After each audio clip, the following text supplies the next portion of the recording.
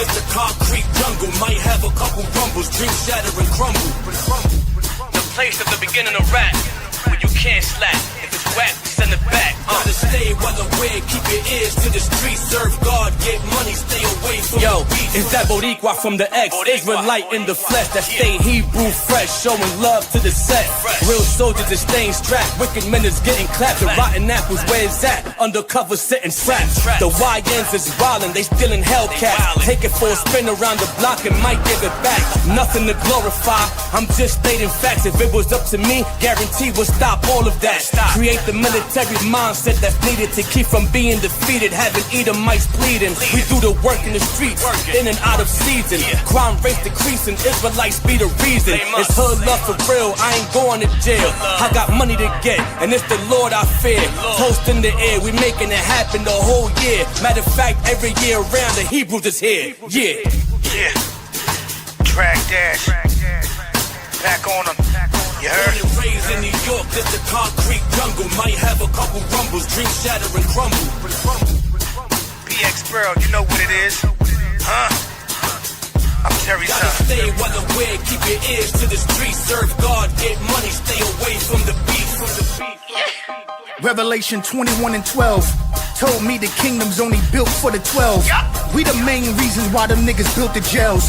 And they know Leviathan is bigger than the well. That's the power of God. And speaking of Job, we get back triple what we lost, including the globe. I burn like the fire with Moses, including the stove. I hope they crown me in the kingdom, including a robe. Khan, he come to lead the deaf, dumb, and blind, and get us out that 2868 bond, and identify ourselves. So he gave away signs and told us that Jesus feasts the color of Acon.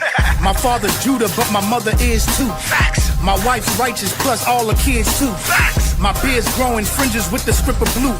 Now it's time to get the word to my niggas too. Born and raised in New York, just a concrete jungle. Might have a couple rumbles, dreams shatter and crumble. Gotta stay well aware, keep your ears to the streets. Serve God, get money, stay away from the beat. Born and raised in New York, just a concrete jungle. Might have a couple rumbles, dreams shatter and crumble. Gotta stay well aware, keep your ears to the streets. Serve God, get money, stay away from the beat.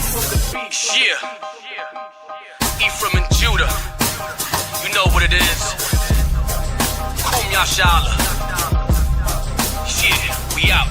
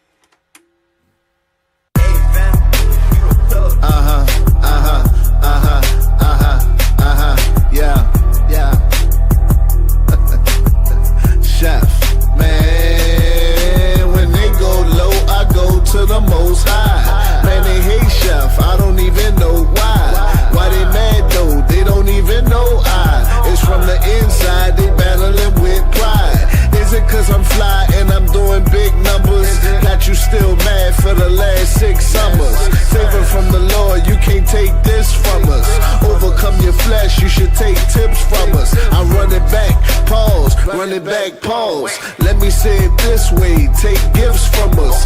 Put in work, chef, nothing like them lip runners. The internet, they thugs, in life, they like better.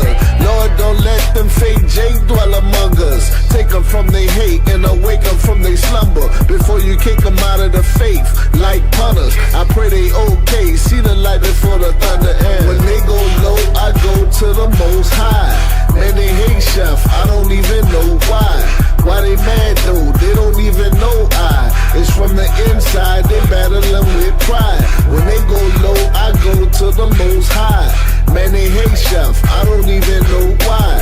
Why they mad though? They don't even know I. It's from the inside. inside they battling with pride. Damn, why they so emotional? This truth starting to feel like it's the Oprah show, and we supposed to be brothers with the open quotes, but niggas fighting for the power like they close to ghosts. And that's why I keep the tall me under the tall me, and chef like the Navy, more like the army. And shout out to the priest, see he tried to warn me that brothers front too, and they never was for me. Why? I thought that we could all be friends.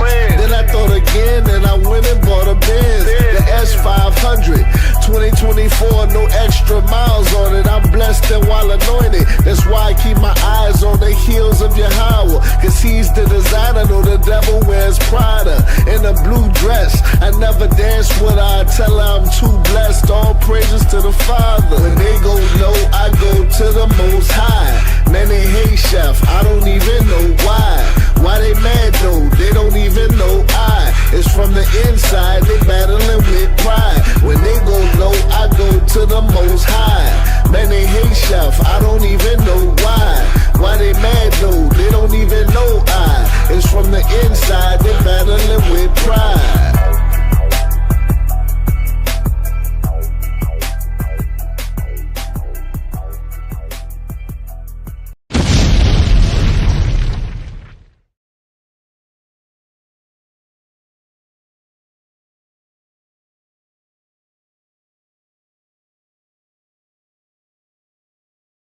Lord. Yes, Lord. Yes, Lord. Yes, Lord. Yes, Lord. Yes, Lord. Yes, Lord. Yes, Lord. Yes, Lord. Yes, Lord. Yes, Lord. Yes, Lord. Yes, Lord. Yes, Lord. Yes, Lord. Yes, Lord. Yes, Lord. Yes, Lord. Yes, Lord. Yes, Lord.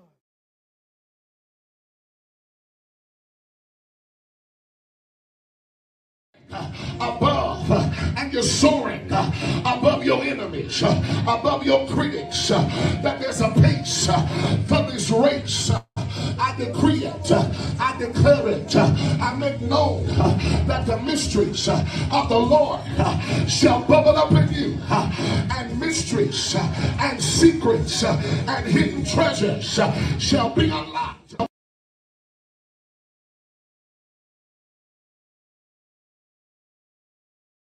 Lord, help me from lacking somebody today.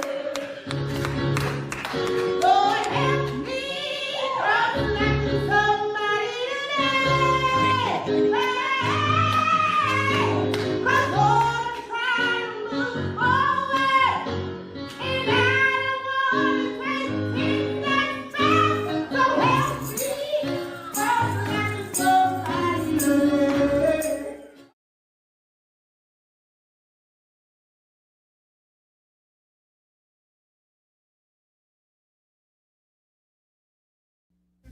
Abanawa, Shabashamayim, Kwadash, Hayah, Shamka, Yahweh, Malakwaka, Thaba'a, Ratazaka, Hayah, Aisha, Ba'aratazar, Kawa, Hayah, Bashamayim, the Thundernawa, Lacham, Kal, Yawam, Wasalachnawa, Chaubwathnawa, Kasalachnawa, Chaubwathyanawa, Wala'a, Tabia Anawa, Manasaya 1, Abal, Hawashayanawa, Mayan, Rai, Kaya, Laka, Hamalakwa, Wa'ala, Wa'athapa Arath, La'ai Walamyam, Aman.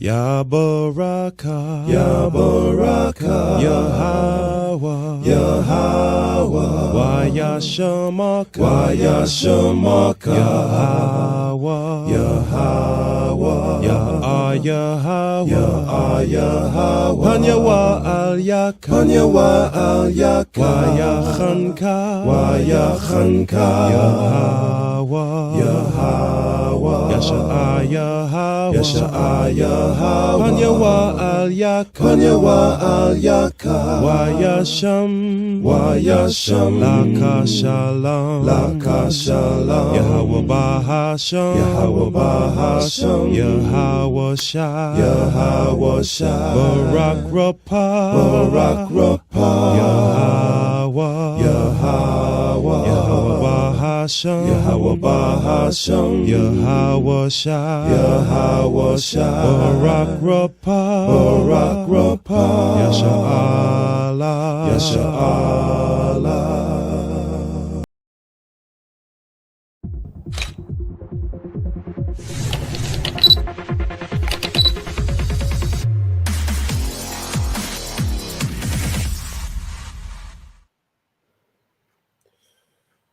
Shalom, everybody.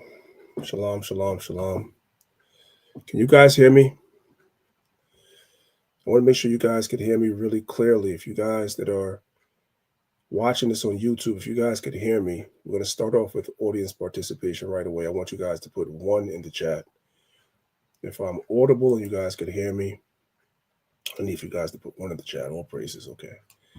All praises, all right. I want to give all praise, honor, and glory, first and foremost, of course, to Yahweh, which is the supreme intellect of the universe, the Most High God, the God of Israel, and no one else. In the name of his only begotten Son, Hamashiach Yahushai, who the world calls Jesus Christ, I want to say peace and blessings and shalom to everybody listening. I want to give all praise and honor to the Most High for allowing brothers and sisters to come back here again on this Saturday. We can reconvene here and we can meditate on his word. The Bible tells us in Psalms chapter 1, and his delight shall be in the law of the Lord, and in the law of the Lord he doth meditate day and night, right? So we meditate on God's laws day and night. And it's always beautiful for us to come together and be able to convene and talk about God's word. Okay, I want to shout out everybody that's watching us on YouTube, on our channels, Maccabees TV, of course, and of course the Lines of Israel class. Guys, make sure you guys subscribe to the YouTube channels if you're not already subscribed. Make sure you click the notification bell after you subscribe so you can be notified every time we go live on the channel. Because I do believe that my YouTube channels are shadow banned. I get told that a lot by a lot of people, but it is what it is, right? We just press forward. Whoever the Most High deems to hear this is going to hear it, and those that he does not decree to hear this won't, and it's just that simple. Make sure you guys subscribe. Make sure you guys, if you guys already subscribed, go back and make sure YouTube did not unsubscribe you. Drop a comment in the comment section and share it on all your social media. Share it on Facebook and any other place you could share it. Okay. Shout out to my brother Nasiah, Nasiah TV. The brother's doing an excellent job, as we all know. We appreciate his contribution to allow us to broadcast directly into people's homes every Saturday, pretty much every day of the week, but specifically for us, every Saturday. We give all praise, honor, and glory to the Most High for that. All right. And last but not least, of course, I want to say shout out to my Clubhouse family. I appreciate everybody over at Clubhouse. As usual, the link to today's class is at the top of the room. So please feel free to click the link at the top of the room and come over and watch the PowerPoint. Or you guys can listen if you are indisposed and can't watch the PowerPoint. Usually, every week I give you guys a scale of 1 to 10. Shout out my sister Arma. That's right. Tell them to get them likes up and stop playing. That's right, sis. Usually I give you guys a scale of 1 to 10 in terms of how important it is for you guys to actually watch the presentation rather than just listen. So on a scale of 1 to 10, I'd say today is a 50. Last week was a 500, and y'all agreed with me after y'all saw the PowerPoint. It was a 500. I'm not going to be hyperbolic this week. I ain't going to go crazy and say 500 again. It's not, I'm going to say on a scale of 1 to 10, today's class is about a 50. So if you are able to click the link at the top of the room, you should, so you can follow along with today's lesson via PowerPoint. Okay. Today's lesson is kind of a review / new information as well. It's going to be a review, meaning I kind of touched on this lesson about 6 months ago, but I've updated it and added new information. And also towards the end of the class, I would say the last 30 minutes of the class, we're going to go in. We're going to go in. Right? So you guys buckle up and strap in your seatbelts. But before we get started, as always, I want to give the other Elder Zahab, a chance to say a couple of words, and then we'll get started. Hey, shalom, priest. Shalom to the family. How's the volume? Can you hear me? You sound good, bro. All right, all praise to the Most High. Barakatah Yahweh, Shema Mashiach Yahushai. Just want to say the water for everybody being here. A little under the weather, so I'm not gonna prolong it.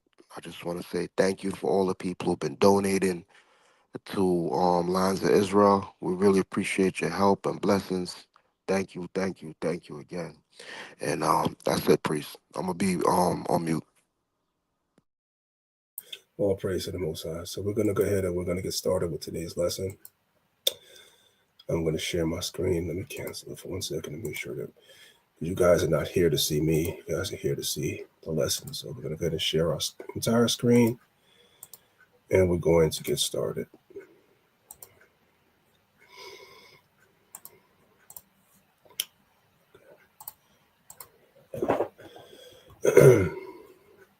So, a couple of things before we get started.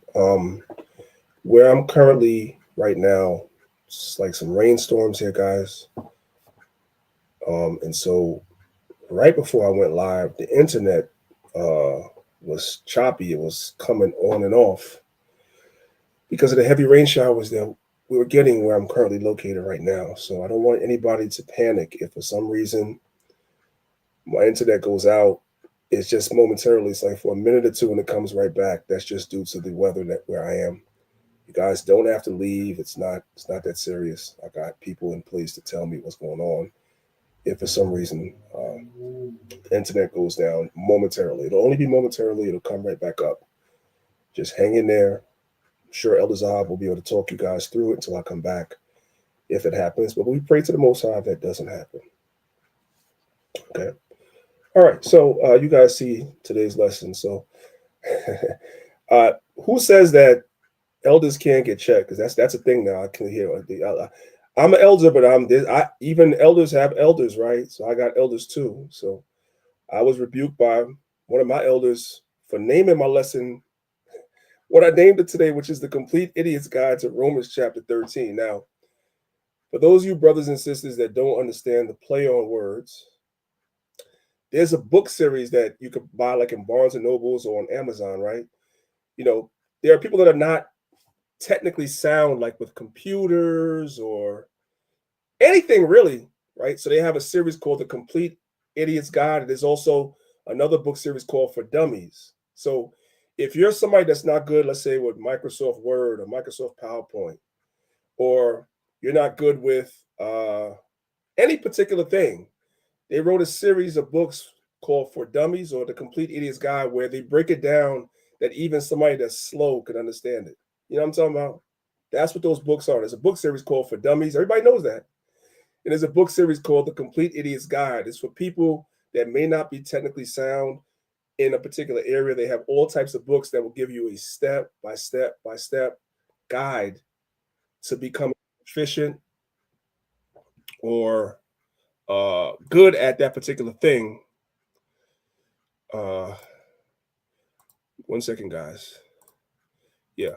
So there's a series of books called For Dummies and The Complete Idiot's Guide that gives you kind of a step-by-step for things that should be simple for some people, but for other people it's really difficult. They break it down where even an idiot can understand it. It's a play on words. It's not literal. Or a dummy could understand it. It's a play on words, not literal. And that's why I chose today's lesson for those that understand that book series. That's why I chose it. It's not calling anybody idiot or stupid, but nevertheless, even me, Priest Danielle, my elder was like, no, you shouldn't name it that. So I received the correction. You know what I'm saying? So, but it is what it is. It's already here. So today's lesson is The Complete Idiot's Guide to Understanding Romans chapter 13. Particularly, I just want to deal with verses 1 and 2 today. That's pretty much it. I'm going to go through the whole chapter. Just verses 1 and 2. The entire lesson is pretty much going to be focused around verses 1 and 2, maybe verses 3 and 4 also, but we'll see how the Spirit leads. All right.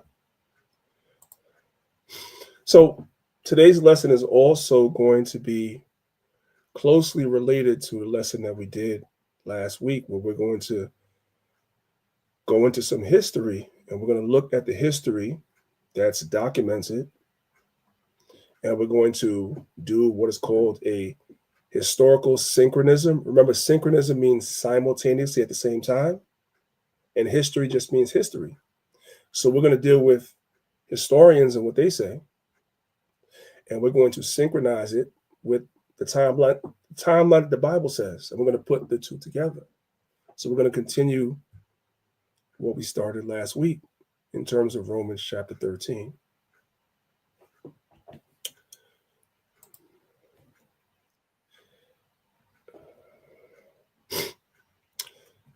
One second. I know Elazar is having some technical difficulties too. I'm trying to bring him in, but he's been in and out, so I don't know what's happening. I'm just going to have to, I'll bring him in, I guess, at the end of the lesson for now, so that I don't interrupt the lesson anymore. All right, so we're going to start off with some basic scriptures, and we're going to build up to our lesson. It says, we should follow the examples of our forefathers. So this is Deuteronomy 4 and verse 32. It says, for ask now the days that are past, which were before thee. Meaning, you should have a good grasp on your history. I'm not just talking about the ancient history during biblical times, but also throughout the diaspora, the Israelites, and where they were dispersed, and also even as we came, many of us, to the Western Hemisphere, right? You should have a grasp of that history too. And for those that are what they call today foundational Black Americans, there should be a, I'm not going to say a complete knowledge, but at least a basic knowledge of your history here in America. It's okay to ask questions. It's okay to read history and find these things out. Because what you're going to find out is as you begin to read history and you marry it to the Bible, it makes the Bible that much more a complete book, a tangible book. And we no longer look at the Bible as mythology, but it's real. It says, Deuteronomy 4:32 says, for ask now the days that are past, which were before thee, since the day that God created man upon the earth, and ask from one side of heaven unto another, because our people were located in one particular place. The Most High gave us our promised land in a particular place. And then subsequently throughout history, as the Most High allowed other nations to come and subjugate us, we were carried away captive, pursuant to the scriptures, into all nations, from one side of heaven to another. Whether there have been anything, such thing as this great thing is, or hath been heard of it. This is Job chapter 8, verse 8. It says, for inquire, I pray thee, of the former age, and prepare thyself to the search of your fathers. The Bible is okay with us searching out our history. The foundation is always the Bible. I always tell people, I study history. Everybody knows that. But I learned from my elders many years ago, and I apply that same logic today, that I filter everything I learn and study through the Bible. If I'm studying history, I filter it through the Bible. Many of you guys have never heard the statement that the Bible is the go-to historical book for archaeology. Despite what you guys hear on the internet, despite all the objections against the book, the Bible is the go-to book for archaeology. See, the Bible spoke about a people called the Hittites, when in the 1800s, the scholars of that day say the Hittites were not a real people. That's what they said. And then they found a site and found archaeology proving the Hittites to be a real people in the late 1800s going into the 1900s. But the Bible has always told you the Hittites were real. The nations, the powers that should not be, the wise men of these nations, only came to the conclusion that the Hittites were real people, I want to say maybe about less than 200 years ago, when the Bible always told you that. And we'll get into that one day, maybe not. Maybe I'll do that for in my academy, not here. The Edomites are another group of people. Moab and Ammon are other groups of people that at one point or another, popular archaeology said these are not real people. The Bible made these people up. And then, of course, as excavations continue, they start uncovering information, and now they have to self-correct. The Bible was always right. So if the Bible is right about those things, the Bible also is right about certain things about us. So we should definitely look into our history. There's nothing wrong with it, but always use the Bible as the strainer. You filter history through the Bible. If you're someone that's curious about science, because I know a lot of brothers and sisters, let me say this. I know this is way off the beaten path of today's lesson, but it's okay. Today I'm going to take my time. I know normally I try to compact a lesson into 2 hours. Today I'm going to take my time. Nobody suppresses in this community information. What I mean by suppress it, meaning you can't study things. That's fake. That's fake. Some brothers and sisters have a historical mind, meaning you want to study history, you should. But we always encourage brothers and sisters to filter your study of history through the Bible, because the Bible is the go-to historical book for archaeologists and anthropologists and paleontologists as well. And the same thing goes with science. The Bible is not anti-science. Maybe I got to do a science class on the Sabbath. Do I got to do a science class on the Sabbath? I just might one day. The Bible is not anti-science. The Bible is anti-pseudoscience. And so if you have a scientific mind, you want to know the way the human body works. You want to know about all the different systems in the body, the lymphatic system, the circulatory system, right? The endocrine system, so forth and so on. There's nothing wrong with studying that stuff. Just filter it through the scriptures. You want to study astronomy, which is stars and the movement of stars. That's okay. Just filter it through the scriptures. You want to study evolution. That's okay. Just filter it through the scriptures, because there's two types of evolution. There is microevolution and there's macroevolution. One of those is real and one of those is fake, right? Now you got to study it and see which is real and which is fake, right? One is observable. One is observable. Translation: new parents, the baby comes out the womb and you see the baby. The baby is a newborn. At the time, the baby's skull is still soft, right? At the time, the baby has no teeth. At the time, the baby can only drink milk, right? So forth and so on. Then 3 months later, that newborn baby has grown, right? The little soft spot on the head is almost gone, right? Now the baby's eating a lot more. Then 6 months later, the soft spot is completely gone. It's not there no more, right? Now the baby is drinking a lot of milk and trending towards, in the next couple of months, actually eating solid food. That is evolution. You're literally watching your baby continue to evolve in front of your eyes. When the baby was born, the baby had a little bald spot at the back of his head. And by 3 months, 6 months later, now the bald spot is gone. That's evolution. You can see that. There's a difference between micro and macro evolution. There's nothing wrong with researching anything as long as you filter it through the Bible. Now I went way off the beaten path, but hey, we are moved by the Spirit, so I'm just going to say what needs to be said. And now we're going to get back to the lesson. This is Romans chapter 15, verse 4. It says, "For whatsoever things were written aforetime were written for our learning,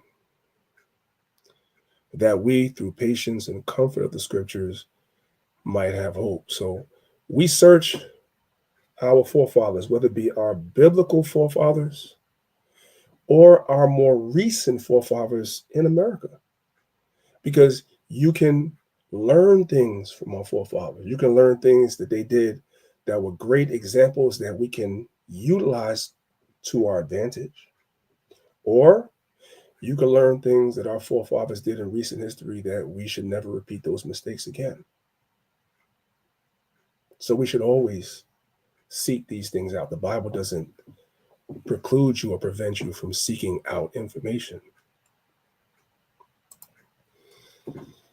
So let's do that. Remember our forefathers during the time of the Maccabees. They refused to be subject to laws that went against the Most High for fear of those who looked up to them may use their example and also forsake the commandments. I want you guys to really focus on this. The Maccabees were concerned that they were set in place as examples because that's what leadership is. The Most High doesn't put you in a position of leadership just to be able to tell people what to do. That's not what it is. The Most High doesn't put you in a position of leadership just so you could be seen. The Most High puts you in leadership so that other people can see your example, right? And they can follow the example that you lay down. That's very, very important to understand. Leaders are supposed to be examples. The current climate in the Israelite community is that is not what's happening. But leaders are supposed to be examples. They are. But we're going to tackle that another time in the near future. Let's look at 2 Maccabees chapter 6. We're going to start from verse 18, and we're going to just read right down. It says, these leaders refuse to be subject to wicked laws. Verse 18, it says, Eleazar, one of the principal scribes. Question, just out of curiosity. Those that's done my academies, you guys already know this information. I have touched on it in Sabbath classes before. But what is the principal job of scribes? The principal job of scribes is to make copies.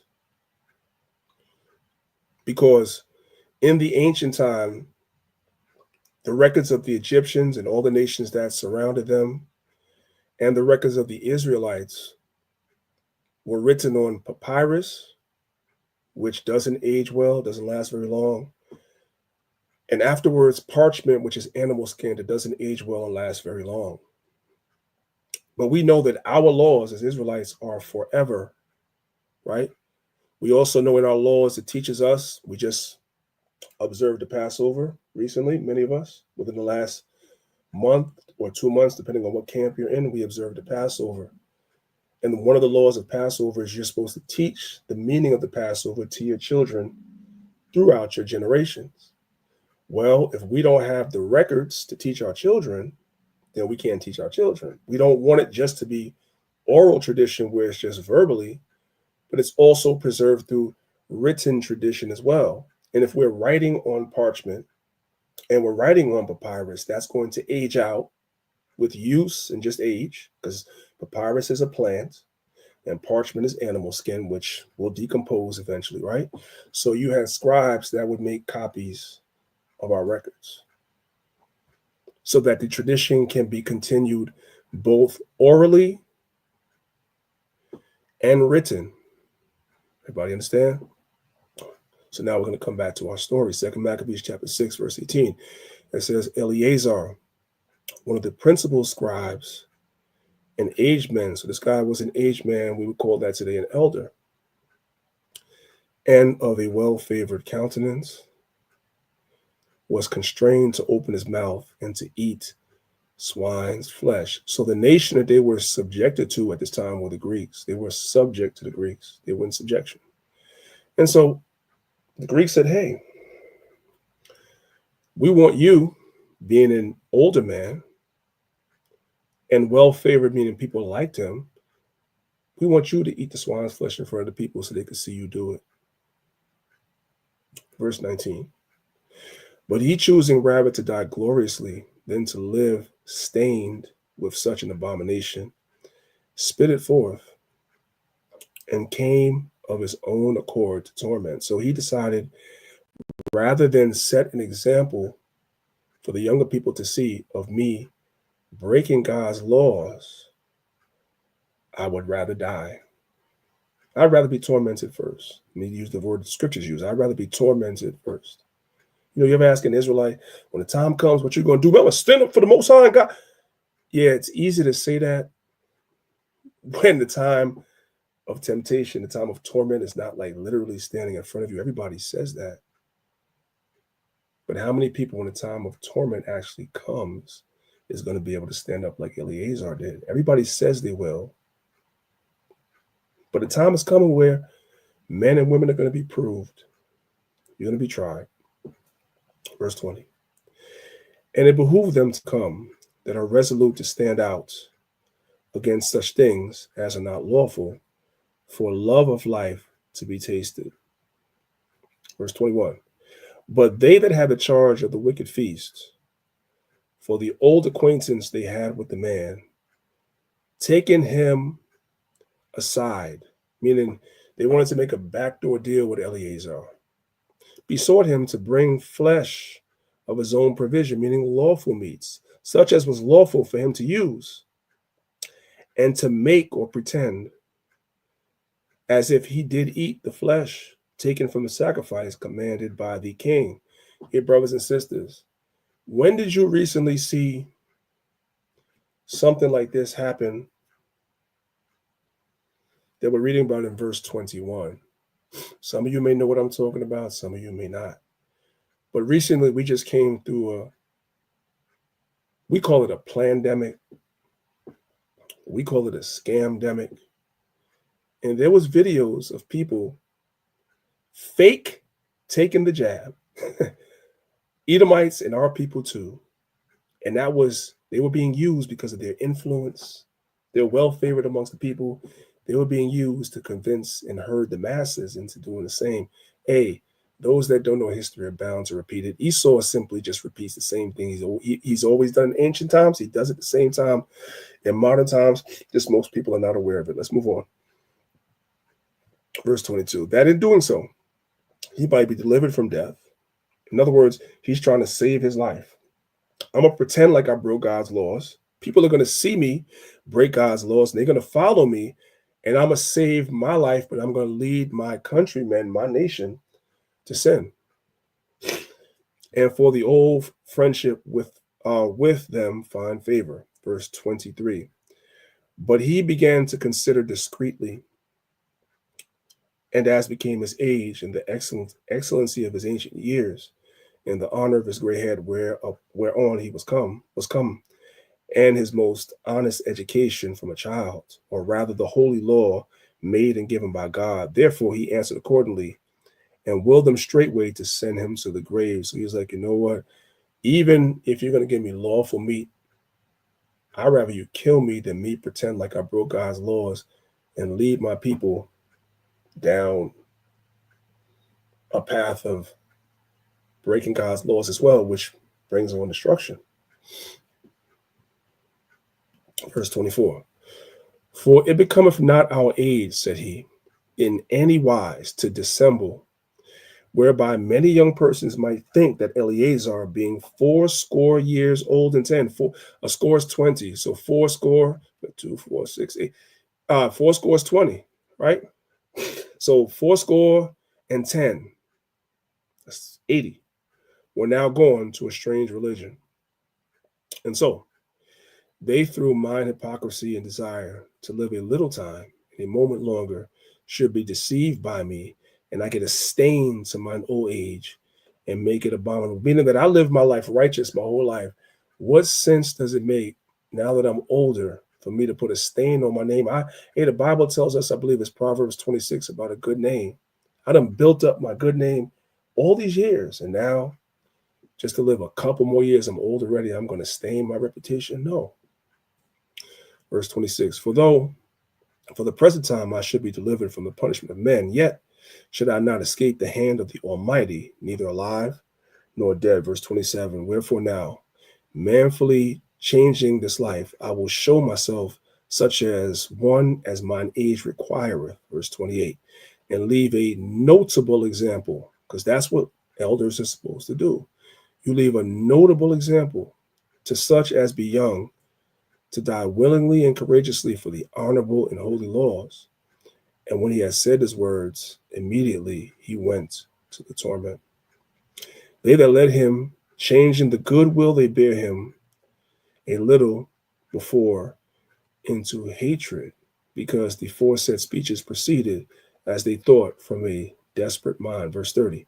But when he was ready to die with stripes, he groaned and said, it is manifest unto the Lord that hath the holy knowledge, that whereas I might have been delivered from death, I now endure sore pains in my body by being beaten. For in soul I am content to suffer these things, because I fear him. Verse 31. And thus this man died, leaving his death for an example of a noble courage and a memorial of virtue, and not only unto young men, but unto all his nation. Now you might be asking yourself, why did we read all of that? Because this is an example of a nation, and in particular, a notable man being subject or subjected to another nation that was in power. And for the most part, this honorable man never took up arms to fight against this nation they were subjected to. No, he didn't do that. The Maccabees did, but he didn't do that. But when they brought him something that he knew was against God's laws, that's where he drew the line and said, I'm not doing that. I may not fight against you. I may not take up arms against you, but I'm not subject to evil or tyranny when it comes to going against God's laws. Is everybody following me? Okay. And this is the problem when we come to Romans chapter 13. And we're bringing this all together for what we're going through right now. So let's read Romans chapter 13, verse 1. It says, let every soul be subject unto the higher powers, for there is no power but of God. The powers that be are ordained of God. Verse 2. Whosoever therefore resisteth the power, resisteth the ordinance of God, and they that resist shall receive damnation to themselves. This is one of the most misused scriptures in the Bible. And guess what? Going forward, it's going to be one of the most misused scriptures in the Bible as well. It's going to be weaponized. It already has been. I want you guys to listen to this gentleman right here in his brief exegesis explanation of Romans chapter 13, verse 1. Listen. Ooh, somebody's going to be blessed when I read this, because it's scripture of the day. So we have Romans chapter 13. The title of Romans chapter 13 is Submission to the Authorities. There was no title in when this was in the Greek. There's no title. Them titles have been added in modern times by people that are trying to control what it is you believe. But them titles were never there. I apologize. Let's start again. Blessed when I read this, because it's scripture of the day. So we have Romans chapter 13. The title of Romans chapter 13 is Submission to the Authorities. Let every person be subject to the governing authorities, for there is no authority except from God, and those who exist have been instituted by God. Therefore, whoever resists the authorities resists what God has appointed, and those who resist will incur judgment. Those of you that are believers that have lost your mind because of who's in office, you better understand that you are about to go to war with the one that created you. So what he's saying, brothers and sisters, in case you're not picking up what he's putting down, if you resist in any way, shape, or form, any type of decree that comes from the one that's in office right now, aka Cheeto Man, aka Orange 47, you're really about to go to war with God. That's what these guys are teaching. And it's important for us to revisit this topic, although I did this, like I said, about 6 months ago, because there are a lot of unrighteous decrees and things that are about to come down. And this scripture is going to be used as a proof text to try to herd a lot of people into a lot of things that are not beneficial to you, number one, and also a lot of things that are against God's laws. And you're going to have pork chop eating preachers like this that's going to tell you that you're supposed to do that. It doesn't matter if it's against God's laws. It doesn't matter if you don't listen. You're going to go against or go to war with the one that created you. I'm here to tell you this is madness.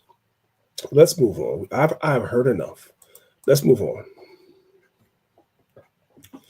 So now let's ask ourselves a question. Should we be subject to governing authorities, as he said? I'm here to tell you the answer is yes. The answer is yes, but there's more. So long as what they decree does not go against God. That's what we just saw in Second Maccabees chapter 6. That's why we read that first. You are supposed to be subject to the governing authority, the ruling power, so long as they don't go against God. Is that a biblical concept? Let's look at Acts chapter 4 and verse number 19. It says, "But Peter and John answered and said unto them, whether it be right in the sight of God to hearken unto you more than unto God, judge ye." You judge whether it's right to hearken unto you or God. We know that we're supposed to hearken unto God. But he said, you know what? You judge the matter. Should we listen to you or should we listen to God? This is Acts chapter 4, verse 19. So he said, you judge the matter. But what is Peter's judgment on the matter? Let's go one chapter later to Acts chapter 5, verse 29. Then Peter and the other apostles answered and said, we ought to obey God rather than men. So there's a balance with this. Yes, we are subject to ruling authorities, governing authorities. Yes, we've been made subject to certain kingdoms because we broke God's laws, and we should follow the laws of these kingdoms so long as they don't go against God's laws. We see an example of that with Daniel. Daniel was caught. What was the reason why Daniel was put in the lion's den? Because he was not subject to the governing authorities when it came to praying to God. He was like, I'm going to praise my God regardless. So there has to be a balance. But this scripture is going to be weaponized and used against our people in the future. And I want you guys to understand this. That's why I'm going through this again. Because things are beginning to escalate now on the world stage. And there are a lot of distractions that are distracting our people. And even within our Israelite community, the Most High is also beginning to start to bring judgment down in our community too. And we're seeing it and we're taking notice of it. And we should deal with it. We should address it. But we cannot become solely focused on what's happening in our community because there's other things happening as well. So we have to keep a balanced view of everything. That's the point.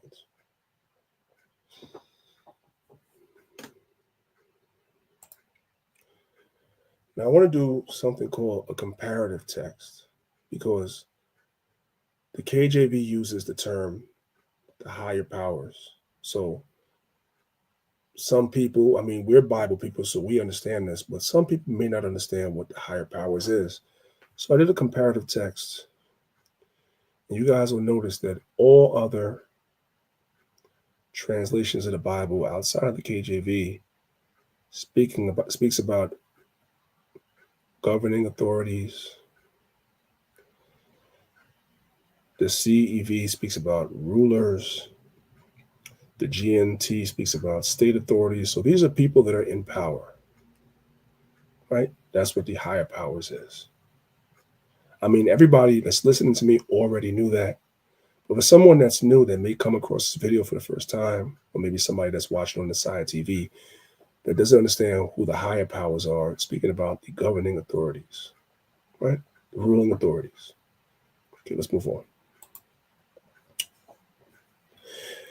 Now, I kind of want to take a step back and I want to examine some things to bring some clarity to this subject. And this is the new stuff that I added to this PowerPoint that we didn't go over last time that might make it a little simpler, a little easier to digest, a little bit easier to understand. I would advise you guys that's on Clubhouse, if you're listening, now is the time you definitely want to click on the link at the top of the room so you guys could see these slides, because this stuff is very important. This is something you should see if it's possible for you to see it.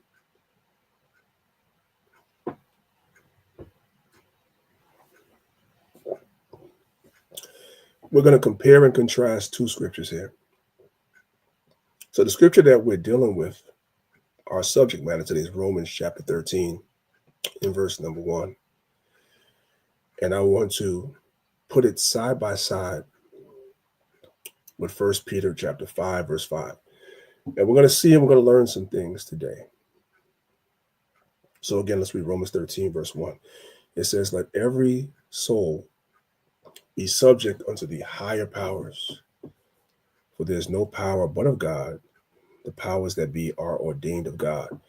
I want you guys to notice that the word choice for the translators in Romans 13 is the word subject. You have to be subject to the high powers. Okay. Let's go to 1 Peter chapter 5, verse 5, and let's read that. It says, likewise, ye younger, submit yourselves unto the elder. Yea, all of you be subject one to another, and be clothed with humility. For God resisteth the proud, and giveth grace to the humble. Now, I want you guys to notice that in Romans 13, verse 1, the translators chose to use the word subject. In 1 Peter chapter 5, verse 5, the translators chose to use the word submit. They used the word subject later, but they started off with the word submit. So if you're looking at this in English, you're not really picking up what they're putting down, because they use two different words. That's why the further and further you move away from the Hebrew language is the more and more abstract thought gets, and the more and more confused people get. Let's go to the next slide.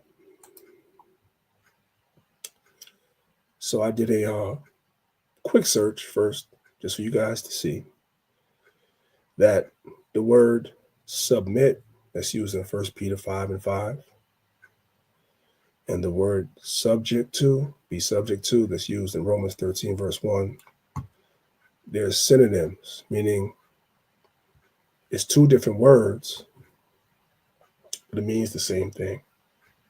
It's two different words, but it means the same thing, right?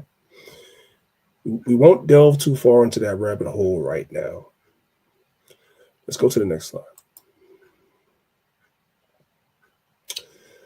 Then I went a step further. I said, I wonder. The translators chose the word submit in 1 Peter 5, verse 5, but they used the word subject or be subject to in Romans 13, verse 1. My spidey senses started going off and saying, I know that those are synonyms. I wonder if we start going to the Greek and get a lot closer to the original thought, I wonder if it's the same Hebrew word. The same Greek word. So I wonder. So I did a search. And lo and behold, what do we find? The Greek word for submit and the Greek word for to be subject to is the word hypotasso in both cases. The English words are two different words. But the Greek word is the same. So it's the same thoughts behind both words. So I want to examine, since it's the same Greek word, I want to examine a little bit about 1 Peter 5, verse 5, about submission. What's that about? 1 Peter chapter 5, verse 5. It says, likewise, ye younger, submit yourselves unto the elder. You're supposed to submit. Here's the question. I want you guys to stay with me. Here's the question. When you've been commanded to submit yourself to an elder, God, I can't spell. I just saw my spelling error. Y'all didn't see that. Y'all did not see that. Anyway, it said bling instead of blind. The question is 1 Peter 5, verse 5 talking about blind submission in all cases, just be submissive to an elder, no matter what? No. It was never blind submission, but submission on the condition of being righteous. How do we know that? Because even though 1 Peter 5, verse 5 tells you to submit to an elder, when you come to 1 Timothy chapter 5, verses 19 and 20, what does it say? It says, against an elder, receive not an accusation, meaning you can't just accuse an elder of something just because you feel like it, but before 2 or 3 witnesses, there have to be people that are witness to it. There has to be some evidence. Watch this, verse 20. Them that sin, meaning once the witnesses are brought forth, the evidence is brought forth, and it is established that this elder has sinned, what can you do? You can rebuke them before all. You don't have to submit yourself no more. Them that sin, rebuke before all, that others also may fear. Meaning, if an elder is found with evidence, with witnesses to be in the midst of sin, submission is over. It's not blind submission. Remember, this word submit is the same word as being subject. Remember, we're talking about Romans 13, about being subject to government authorities. You guys catch it what I'm putting down? It's not blind submission. That's crazy. Let's keep going. What is the conclusion? The idea was not about blind submission. If an elder was to sin or encourage others to sin, you did not have to submit yourself to that, but instead you rebuke it. So you are in submission as long as that elder is doing right. They're not telling you to do something that goes against God's laws or sin. Everybody with me? I hope so.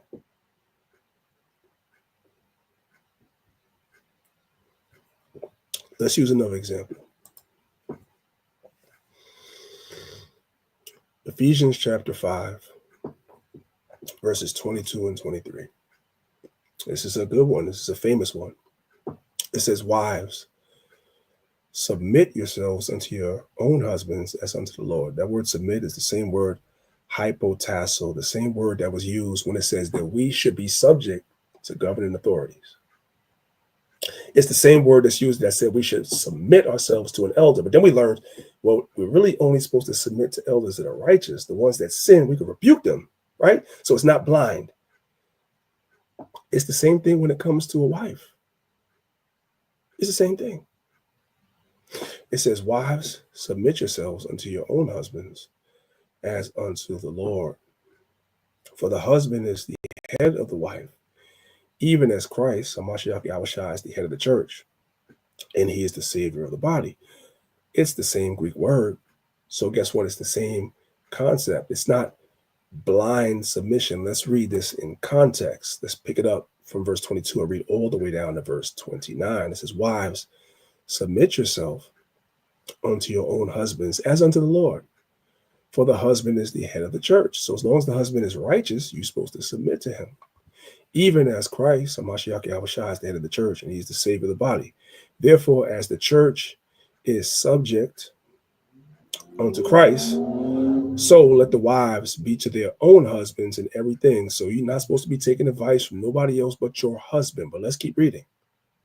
It said, husbands, love your wives, even as Christ also loved the church. Here's the conditions. This is not telling you to submit yourself to a nigga that's evil, that's telling you to eat pork, shrimp, lobster, and crab, and you're supposed to go with it because that's your... No. Husbands, love your wife, even as Christ loved the church, also loved the church and gave himself for it, that he might sanctify and cleanse it with the washing of water by the word, that he might present it to himself a glorious church, not having spot or wrinkles. The same way that Christ was able to give himself without having spot or wrinkle, that's the way he wants to present Israel to the Most High. That's the way it's supposed to be with a husband. He's supposed to have that same mentality, that same leadership, that same example that Christ had. Or any such thing, but that it should be holy and without blemish. So the husband that the wife is submitting to is supposed to be teaching her and the children how to be without spot or blemish. You're not supposed to submit yourself to a nigga that's you know what I'm saying, behind. Well, we already know what's been happening in the nation. Do I got to say? It was never that. Verse 28. So ought men to love their own wives as their own bodies, meaning whatever you would do to yourself, for yourself, the way you would treat yourself is the way you treat your wife. This is what she's supposed to be in submission to. It's conditional. He that loveth his wife loveth himself. For no man ever yet hateth his own flesh, but nourisheth and cherisheth it, even as the law of the church. So you're supposed to love and cherish your wife. That is what she's supposed to submit to. Yeah, do you guys see the conditions? So this whole idea of being submissive, this whole idea of being subject is conditional. Now, I done delved into the whole elder thing. I done delved into the whole wife thing. So now y'all locked into that, but we're really still talking about being in subjection to these other nations. It's the same idea. Paul was not calling for blind subjection. That's crazy. Don't be the blind sheep. You are in submission to whatever laws that are in place as long as they don't cause you to go against God's laws. I hope everybody understands. That's why I gave you the other examples where we see submission. We see submission in the form of an elder over a congregation. That's conditional, as long as the elder is righteous. We see a wife submitting to the husband, but the husband is supposed to present a righteous example. There's always conditions. And now circling back to what we're dealing with now in prophecy in modern times, yes, we are supposed to be subject unto the high powers or the governing authorities, but that is conditional. Just like we saw in 2 Maccabees chapter 6. Old boy was a scribe. He wasn't somebody that was fighting against the Greeks actively, but when the time came, they was like, hey, man, you got a name and a reputation. Break God's laws in front of everybody so they could see you. You know what I'm saying? He was like, no. His subjection was under certain conditions. I'll follow your laws. I understand why God has us in this condition. I'll do what you say up to a point. Is everybody with me? Before I go further, I'm going to come out and I'm going to come to the chat. If everybody's following along, I want y'all guys to put one in the chat. I want to make sure that we're all on the same page. If everybody's following along, put one in the chat. Because now we're going to bring it back to what we're talking about. I went to the mother things just as an example, but now we're going to come back to what we're really here to talk about. Everybody's following along, put one in the chat.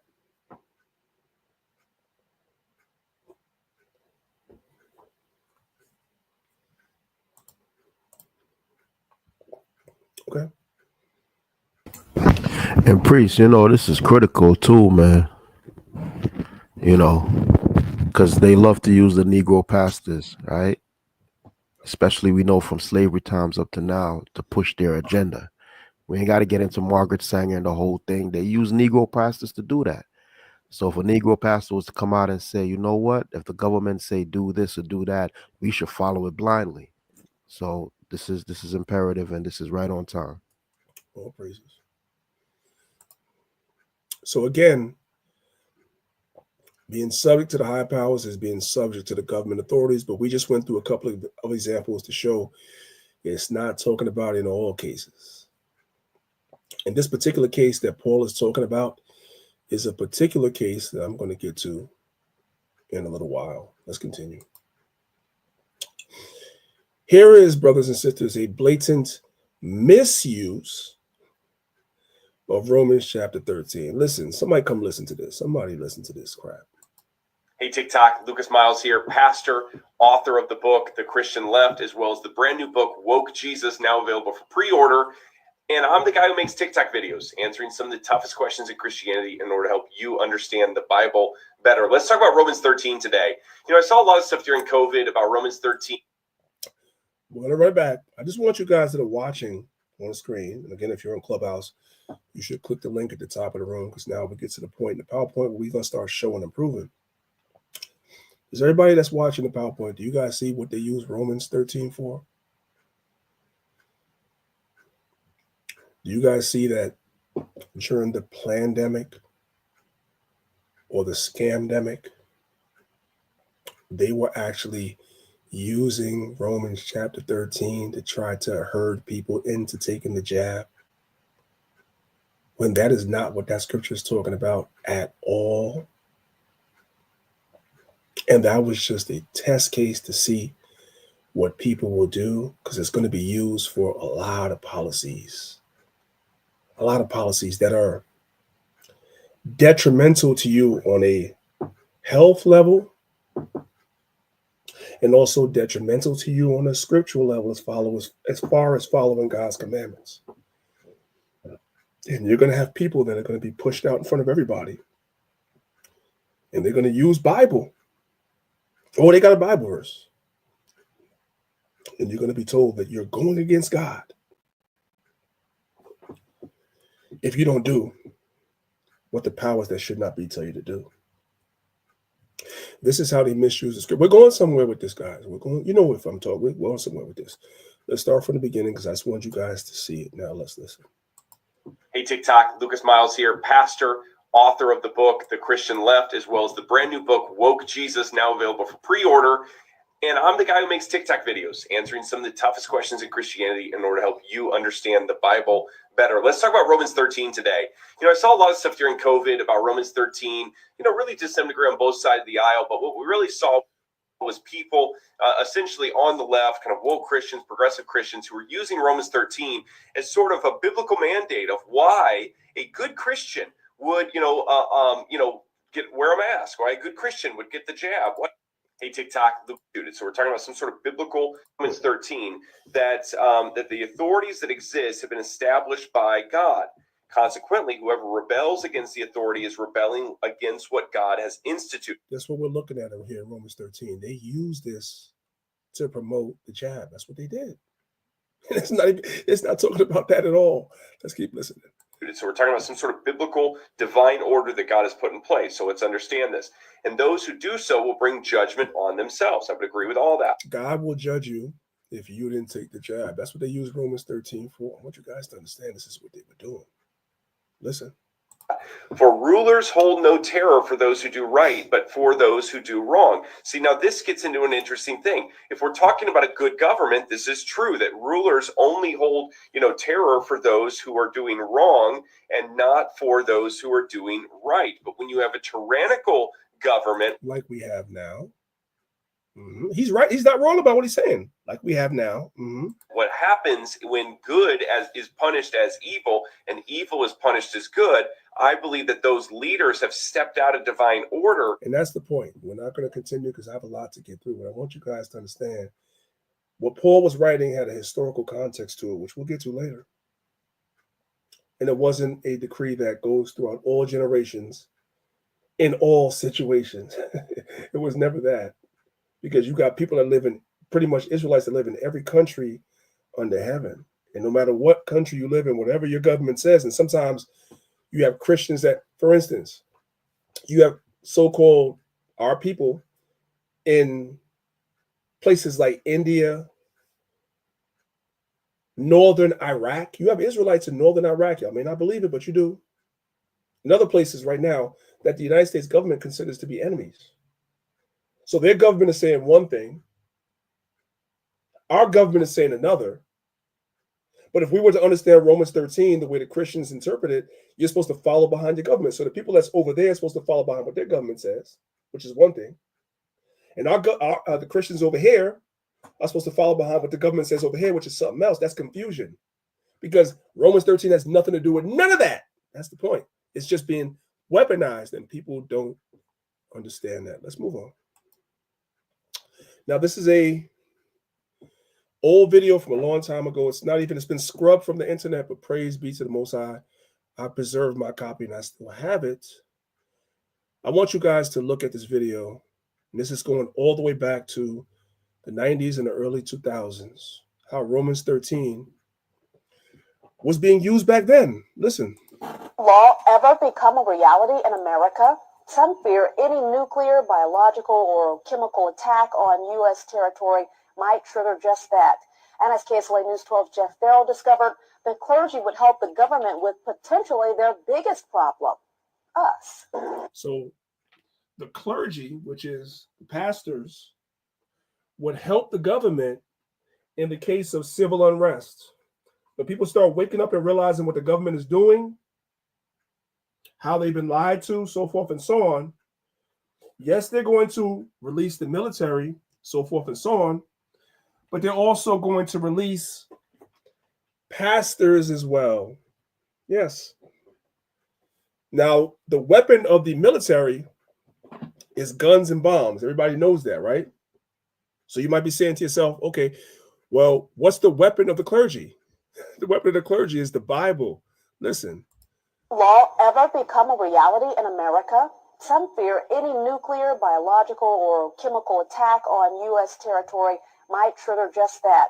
And as KSLA News 12 Jeff Farrell discovered, the clergy would help the government with potentially their biggest problem, us. From my cold, dead hand. Charlton Heston's famous declaration captures a truly American value.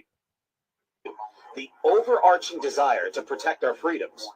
But gun confiscation is exactly what happened during the state of emergency following Hurricane Katrina in New Orleans. Up. I always tell people about this. We got to go back a little bit. So some of you guys are very young, so you might have been children back then, so you don't remember this. So the old man is going to jog your memory. Right after Hurricane Katrina, or right around that time, remember the state of Louisiana is a 2A state, or a Second Amendment state, where people have a right to have firearms. Hurricane Katrina happened during the time of some of y'all favorite president. Y'all call him the first black president. I'm saying slow black people say that. Your man Slick Willie, aka Bill Clinton. And Bill Clinton signed, for all intents and purposes, a ban on assault rifles, aka what we would call today your AR-15s and weapons of that grade, which are nothing but shotguns, high-powered shotguns. And what happened was after he passed that law, then Hurricane Katrina came, and you had the U.S. military and others that were going around in our neighborhoods, our people, and they were confiscating these shotguns and stuff that people had for self-protection.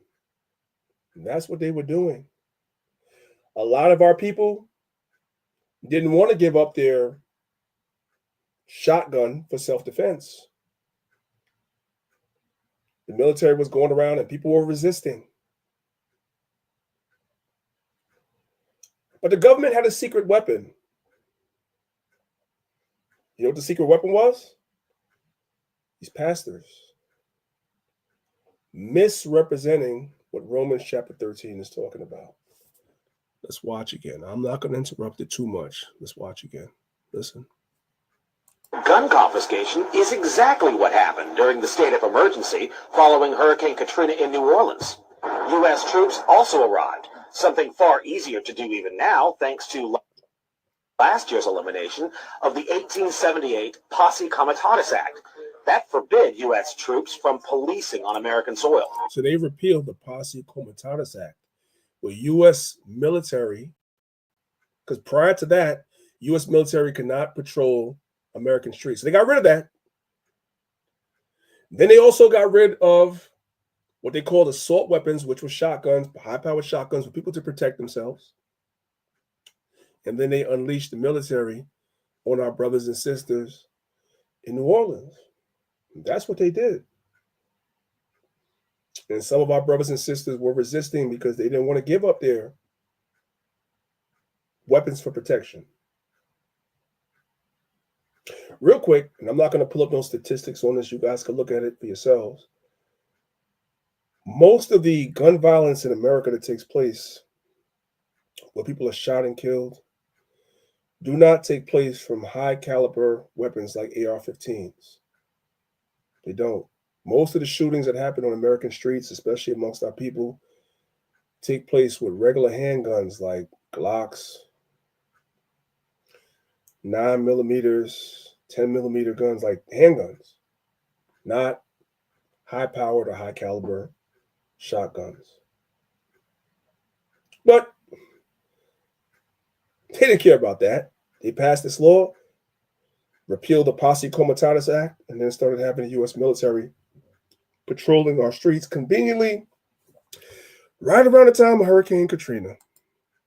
Interesting. Following Hurricane Katrina in New Orleans, U.S. troops also arrived, something far easier to do even now thanks to last year's elimination of the 1878 Posse Comitatus Act. That forbid U.S. troops from policing on American soil. If martial law were enacted here at home, like depicted in the movie The Siege. Oh, y'all missed that. Y'all didn't catch that. They talked about how the Posse Comitatus Act was repealed. And then they jumped right into showing you how they already told you it was going to happen. They showed it to you in movies. Yeah, they told you. We showed you this in the movie. You didn't listen. You thought it was entertainment. You went, had some popcorn, had some soda, had a good laugh, and went home, got high, and forgot all about it. Yeah, but we told you, because this is how Hollywood and this government tells you what they're going to do. They put it in movies first. Forbid U.S. troops from policing on American soil. If martial law were enacted here at home, like depicted in the movie The Siege, easing public fears and quelling dissent would be critical. And that's exactly what the clergy response team, as it's called, helped accomplish in New Orleans. They have something called the clergy response team, because the military is going to have a hard time. Why is the military going to have a hard time? Who's following along? Because a lot of people have enough weapons at home, because it's lawful to have them to protect themselves. Like you, I don't give a damn if you're the Army Ranger, whoever the hell, you're not going to just knock on my door and just do what you want to do. I'm going to defend myself. And so the military was having problems with some people. Everybody was not just acquiescing just because they wanted them to acquiesce. But the government had a secret weapon in the chamber. Who was that? Team, as it's called, helped accomplish in New Orleans dissent would be critical.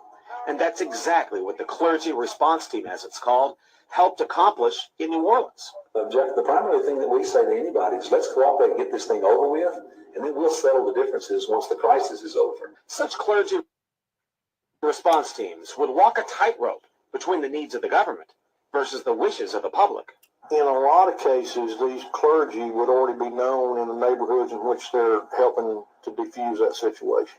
For the clergy, one of the biggest tools that they will have in helping calm the public down or obey the law is the Bible itself. What's the biggest weapon the clergy are going to have? The biggest weapon they're going to have is Bibles. Come on with it. Specifically, Romans 13. Because the government's established by the Lord. You know, and that's what we believe in the Christian faith. That's what's stated in the Scripture.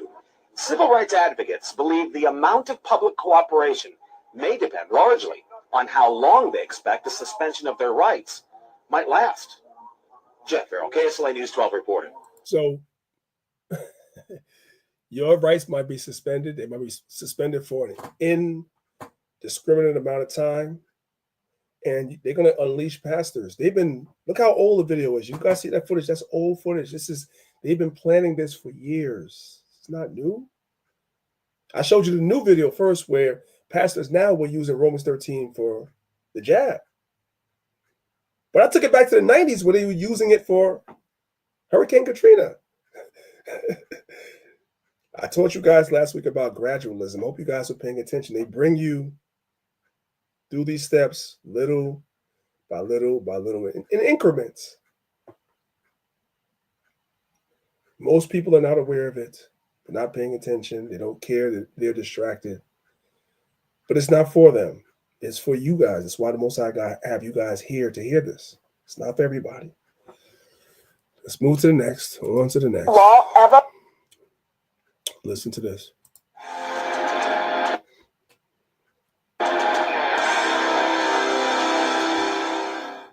Something happened back in 2006 that should not be forgotten. Something that is unfortunately still happening today. What am I talking about? I'm talking about the Department of Homeland Security and FEMA teaming up with your churches and congregations. And they're doing it under the banner of the clergy response teams. So I want you guys, let's come out of here for a second. Let's come out. We got time today. Hurricane Katrina was when?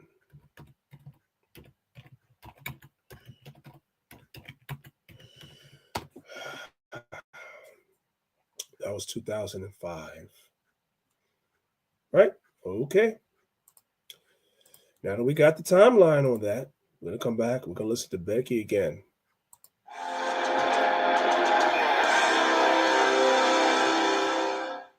Something happened back in 2006. 1 year later. 1 year later. Okay, come on with it. That should not be forgotten. Something that is unfortunately still happening today. What am I talking about? I'm talking about the Department of Homeland Security and FEMA teaming up with your churches and congregations. So your pastors and your preachers, all the way going back to 2006 with Hurricane Katrina, and then, you know what I'm saying? Like the fast forward, when the old days when you had to take cassettes, you had to fast forward to now, 2025, your pastors are still teamed up with them, and they're the ones that was pushing for you to take the jab. It's the same thing. It's the same thing. Let's keep going. Come on. And they're doing it under the banner of the clergy response teams. What exactly is the clergy response team? Well, according to FEMA documents that I'm about to show you, these particular reports entice pastors to not only quell their population in the event of some kind of catastrophe or emergency event, but they also train your pastors how to, well, tattletale on their congregants if someone is, quote, out of line. They teach you how to tell your congregants if somebody's asking questions like, hold up, I don't agree with that. That don't sound right. You tell, this is your pastors. And they're using Romans 13 for it. Let's listen. Let's keep listening. How to make their congregations submit to the government under the principles of Romans chapters 13 in the Bible. So we ain't gotta go. We ain't gotta go no more. It's a long video. She says a lot of great stuff. That's all I needed. That's it. That's it. Hey, priest, real quick. So what's that goofy pastor that said lock the doors, right? Was it Marvin Winesap or whatever? Marvin Sapp, whatever his name was. So they could take it to another level, literally. They know everybody. When you think about it, the preacher knows where you live, he knows where you work, he knows everything about you. A lot of these mega churches, you got to fill out certain forms and so on and so forth. So if you try to talk about, oh, nah, I'm not following, they could turn you in. So it just, you looking at it like, yo, this is really a cult, and they got your information, and they could turn you in every time they want, anytime they want, if you choose to go against the preacher. That's crazy. Okay, so Elder Zab is on mute, so he didn't say it. I'm about to say it. Some Israelite camps are female pastors too. There are Israelite camps. I'm just gonna put it out there, and I'm gonna leave it for you guys to do your own research and be careful. The Israelite camps that also ask you for your personal information as well. You have to tell them where you live. You have to give them your address. You have to hand in your W-2. Yes, you heard me right. Did he say W-2? I said your W-2. Yeah, I said your W-2. You have to hand in your W-2 form so they can see it, so they can calculate how much tithes you're supposed to pay. There are Christian groups that do this, and there are Israelite groups that do this too. I'm here to tell you, A, if your Israelite leader asks you for your W-2, that should be your last day in that camp. I'm sorry. I'm just gonna leave that right there. Let's move on. Let's move on. Okay. Let's move on. Okay. Let's read Romans chapter 13, verse 1 again. It says, "Let every soul be subject unto the higher power." So the question is, why are we subject? Let's get down now into it. Why are we subject to these other nations? Well, let's look at Psalms 106, verses 40 through 42. It says, "Therefore was the wrath of the Lord kindled against his people, insomuch that he abhorred his own inheritance. And he gave them into the hand of the heathen, and they that hated them ruled over them." Y'all give me 1 second. Let me bring Elazar back.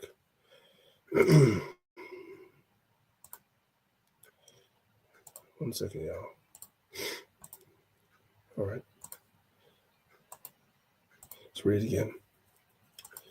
It says, Psalms 106, verse 40 through 42, "Therefore was the wrath of the Lord kindled against his people, insomuch that he abhorred his own inheritance. And he gave them into the hand of the heathen, and they that hated them ruled over them." Verse 42. "Their enemies also oppressed them, and they were brought into what? Subjection under their hand." So we were brought into subjection, or made subject unto the higher power. What higher power? The heathen. These nations that hate us. We were brought into subjection unto them. Why? Because the Most High's wrath was kindled against us. Because we didn't keep the Most High's laws. That's why. Let's move on. Now, let's kind of review what we went over last week and bring everything that we're learning together. This is Acts chapter 18, picking it up from verse 1. It says, "After these things, Paul departed from Athens and came to Corinth, and found a certain Jew named Aquila, born in Pontus, lately come from Italy with his wife Priscilla, because that Claudius had commanded all the Jews to depart from Rome." So we went over this last week. This is a review. We went into Suetonius's writings, who was not an Israelite, but he's a historian, a well-respected historian. And he agreed in this book called Suetonius, with an English translation on page number 53, we can see that Suetonius agreed that what? Since the Jews constantly made disturbances at the instigation of Chrestus. Now, I made a mistake with this point last week, so I want to correct myself from last week. Chrestus is a Jew. He has a Greek name. We know the Jews that were living in the diaspora sometimes, they would give their children Greek names. But Chrestus is a Jew. And he was the ringleader, per se, the head of the Jews that were causing instigations in Rome,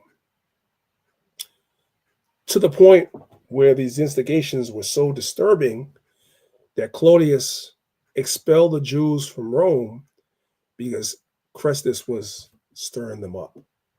That's what this is saying. You guys see that? So now we have history that nobody denies is real history, right? Nobody says Suetonius is not real. Nobody says that this is fake history, it's mythology. We have real history lining up with the Bible. Right? Okay, let's move on. We went over this last week. No need for me to prolong that. Now, I also went over this last week as well. You read here this is from PBS, right? PBS is the same station. I'm talking to the older folks now. PBS is the same station that gave y'all Sesame Street that y'all grew up with, and me too. PBS is the same station that gave y'all Mr. Rogers' Neighborhood that you grew up with, me too. PBS is the same station that gave you the electric company that you grew up with. I'm talking about the older folks, me too. So this is not just any organization. No, this is what most of us grew up to their information. This is what we know. So they have something about the Roman Empire. They spoke about us being banished from Rome multiple times, right? 139 BC, 19 AD, during the reign of Claudius. But eventually we were allowed to come back. What does it say right here? 19 AD and during the reign of Claudius. However, they were soon allowed to return. We were allowed to come back.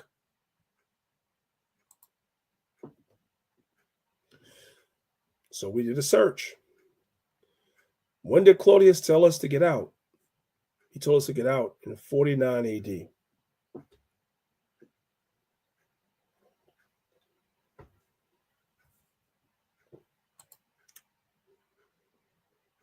So then when did we go back? That's a great question. That's the part I didn't teach you guys last week. We were told to get out in 49 AD. But we started to return 5 years later in 54 AD.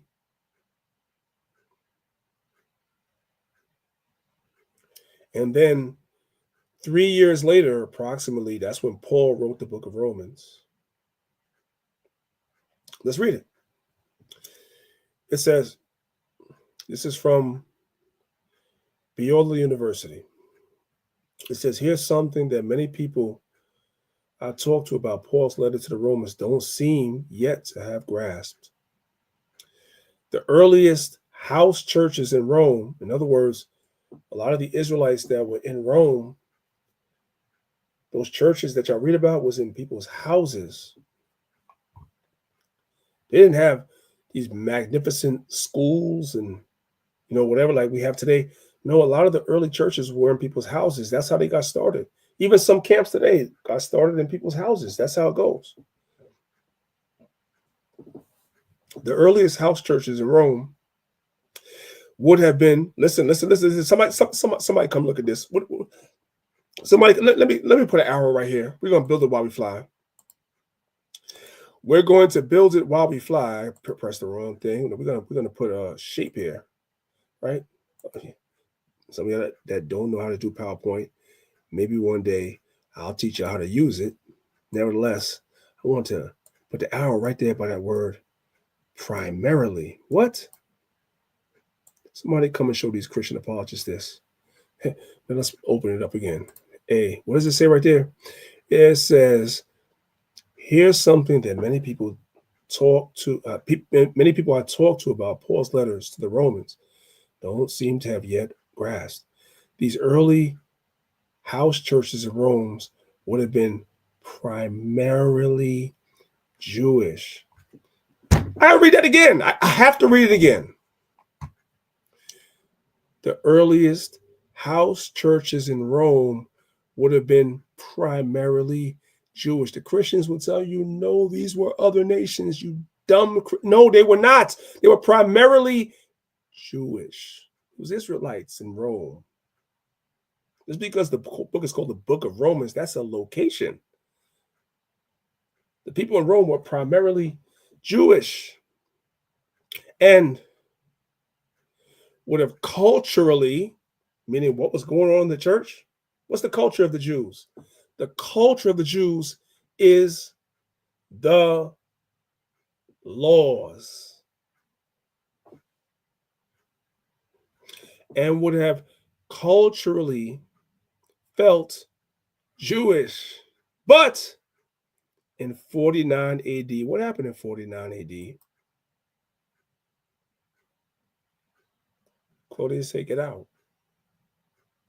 He said, get out.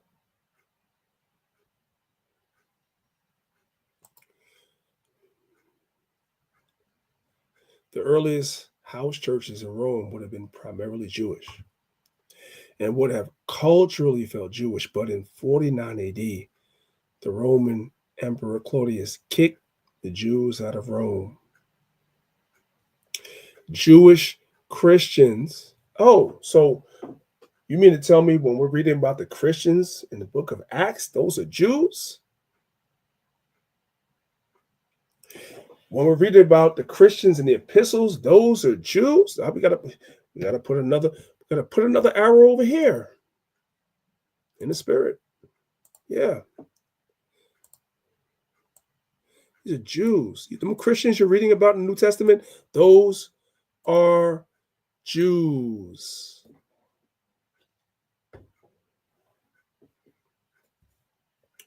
But in AD 49, the Emperor Claudius kicked the Jews out of Rome.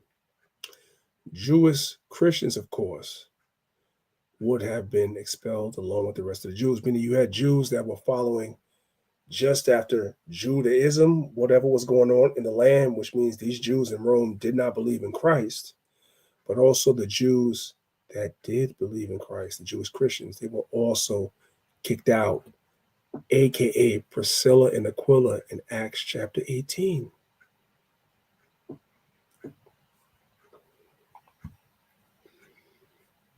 During the 5 years between Claudius's edict, 49 AD, and his death in 54, when the edict lapsed and the Jews started to return. When did we start returning to Rome? In 54 AD. The composition and self-understanding of the house churches in Rome would have shifted completely. Why? Because you had other of our people that were in Rome that did not identify as straight up Jews, meaning the ones that were still in the land that didn't believe in Christ. You had the Jews that did believe in Christ that were in Rome that were also kicked out. You had another group of our people that had completely identified as Romans, but then had woken up. They were the ones that were allowed to stay because they didn't even identify as Jews or Jewish Christians at all. So they were allowed to stay. So by the time the Israelites and the Jews started coming back in 54 AD, everything changed.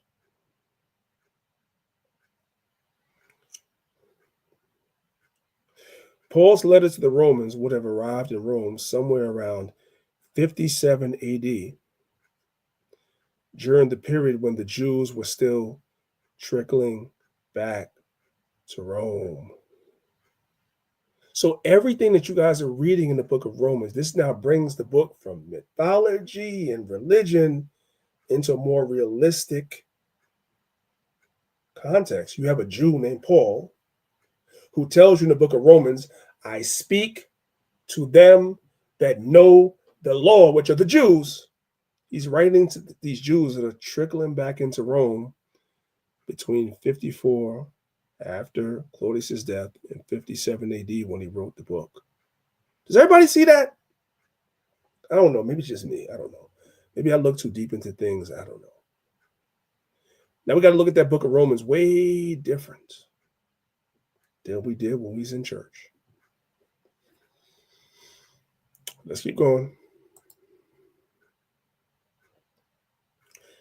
After our return, Claudius died in 54.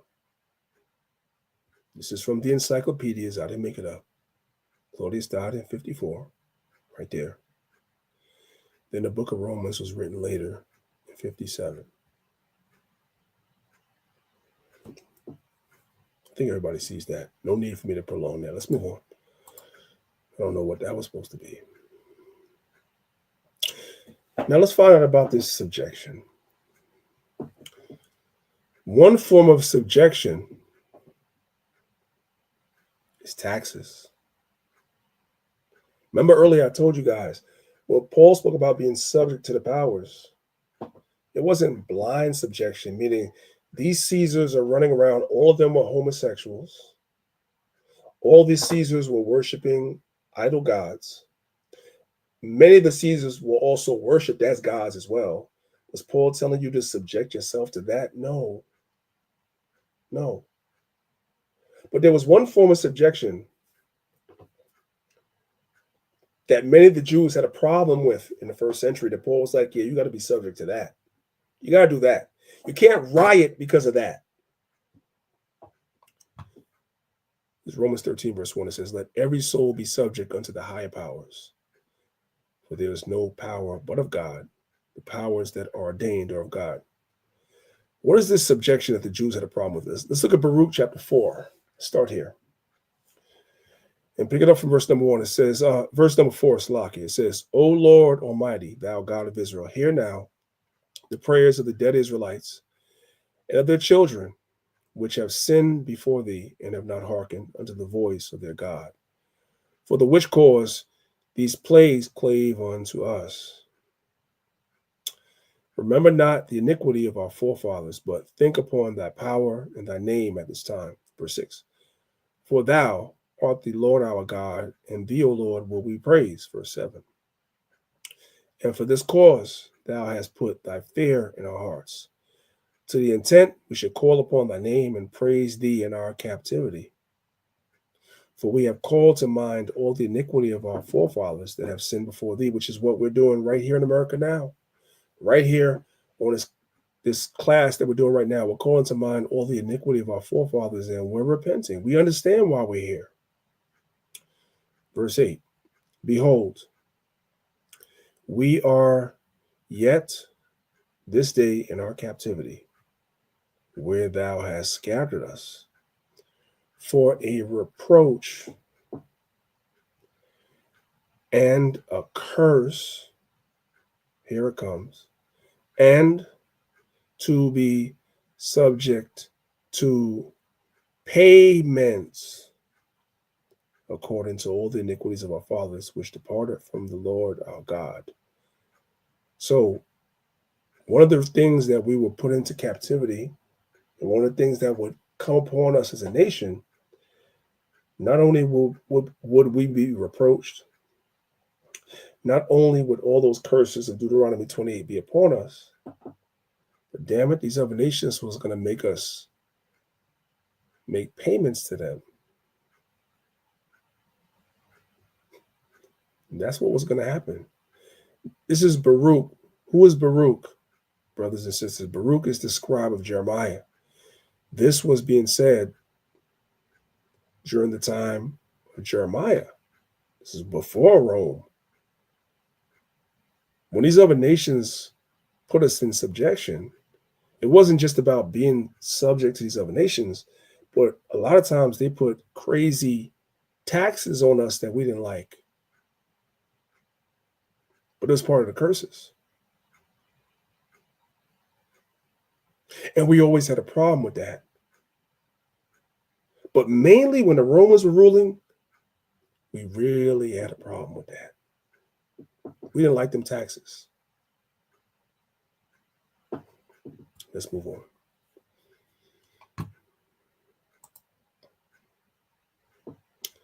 Let's look at Matthew chapter 22, verses 16 through 22.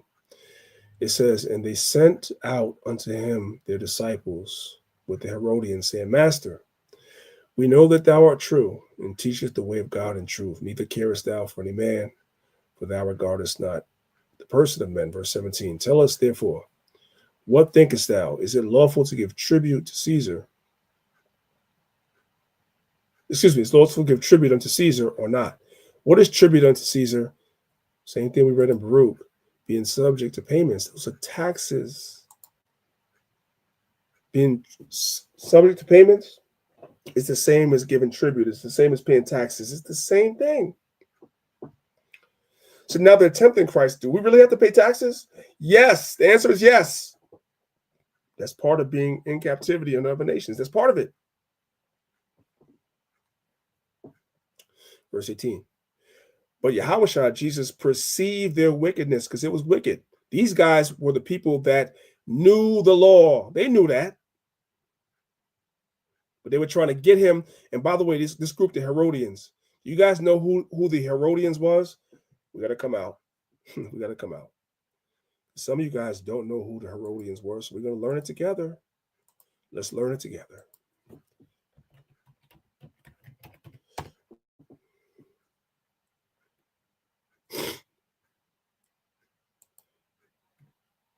Okay, right here. Sorry, y'all.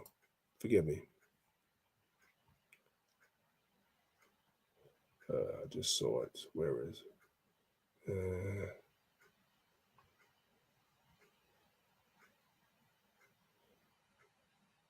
I just saw it. I don't know why.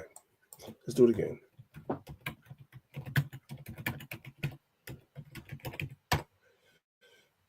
Right there. Do you guys see that? Who were the Herodians? You saw my search? The Herodians were a group of influential Jewish supporters of the Herodian dynasty. Now,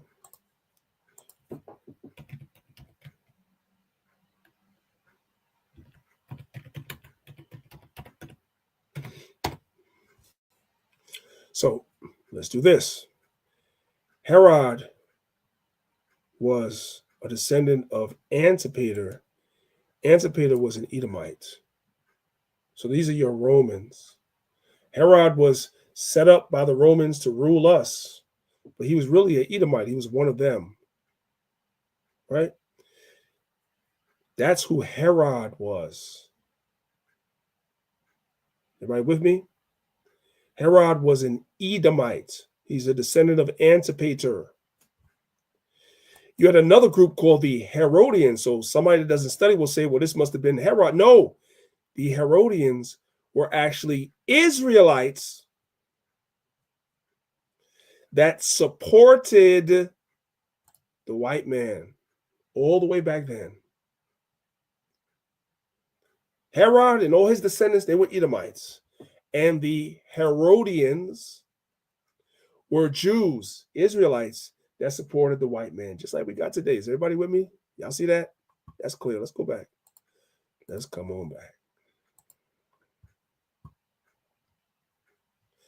Tell us, Matthew 22, verse 17. Tell us, therefore, what thinkest thou? Is it lawful to give tribute unto Caesar or not? But Yahushua perceived their wickedness. Why? Well, no, let's come back up. I skipped something. I'm sorry. Let's jump back up to verse 16. Let's put an arrow right here so we can put it for emphasis, right? We build it while we fly.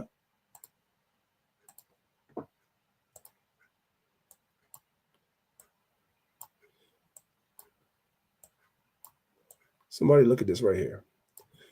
Let's put it back up. It says, and they sent unto him their disciples with the Herodians. Somebody already lost the thought. Somebody already lost the thought. So we got to bring it back, right back. Somebody already lost the thought. Let's come right back. Who are the Herodians? These are Jews who supported the white man, the Herod dynasty. These are Jews who supported the white man. You guys see that? Okay, now we're all on the same page. Let's come back. It says, verse 16, Matthew 22, verse 16.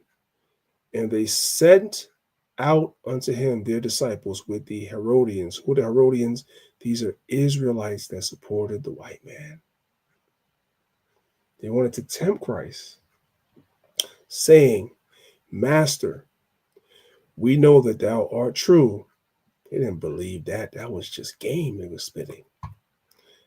And teacheth in the way of God and truth. Neither carest thou for any man, for thou regardest not the person of men. Verse 17. Tell us therefore, what thinkest thou? Is it lawful to give tribute unto Caesar or not? In other words, to be subject to the higher powers, to be subject to payments. These coons, these Uncle Toms, these Jews that was working for the white man wanted to see what Christ was going to say. Verse 18. But Yahushua, Jesus, perceived their wickedness. These are wicked niggas, because that's what they were. And said, why tempt ye me, ye hypocrite? He knew they were playing with him. Verse 19. Show me the tribute money. And they brought unto him a penny. And he said unto them, who is the image in subscription? And they said unto him, Caesar. Then said he unto them, render therefore unto Caesar the things which are Caesar's, and unto God the things which are God's. So what belonged to Caesar? What belonged to Caesar was tribute. One of the things of being in subjection to these other nations that we had a problem with was making payments. We didn't want to pay taxes. This is true of the Jews in Rome too, as we're going to see. They did not want to pay taxes, just like we today don't want to pay taxes, really. But Yahushua said, do that. This has nothing to do with being blindly subject to everything that they say that goes against God's laws. I hope y'all are following along at all.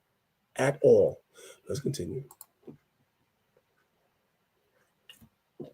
The same story is recorded in the book of Mark, chapter 12. We don't have to read it for the sake of time. Let's go back a little bit in history. This is Luke chapter 2, verse 1. And it came to pass in those days that there went out a decree from Caesar Augustus that all the world should be taxed. The Bible repeats itself. The problems that we had with Rome, mainly, it's not the only problem we have. I want to be clear. But it was one of the primary problems that we had. We did not like the way that they taxed us because it was crazy. Just like today, when we talk amongst ourselves, we don't like the way that we're taxed. You look at your check, you look at your net versus your gross, you're mad. And then not only are you paying your net versus your gross, you go into a store and buy anything, food, clothes, whatever you buy, that's taxed on top of the taxes that they, and then you driving down the damn street and there's potholes everywhere. They're not even using the money that they tax you to fix the roads or do anything. So you're mad about it. Like, what the hell? History repeating itself, right? I'll give y'all a personal story, right? I work in a completely different state than I live. A lot of y'all know that. So I'm not saying nothing, too crazy. I get taxed 3 times on my income. 3. I get taxed for the state that I work in. Then I'm taxed for the state that I live in. And then I'm taxed for the local municipality as well, like as far as schools. So I get taxed 3 times. That's wicked as hell. And I hate it. You know what I'm saying? But it's part of the conditions of this captivity that we're in. Anyway, Luke chapter 2. And it came to pass in those days that there went out a decree from Caesar Augustus that all the world should be taxed. Verse 2. And this taxing was made when Cyrenius was governor of Syria. Verse 3. And all went to be taxed, every one of his own city. And Joseph also went up from Galilee, out of the city of Nazareth into Judea, into the city of David, which is called Bethlehem, because he was of the house and lineage of David, to be taxed, with Mary, his espoused wife, being great with child. So even Yahushua's parents were subject to the higher powers. They went and they paid their taxes. Just like Yahushua told us in Mark 12 and in Matthew 22, pay your tax. This is part of us being in captivity. That's the point.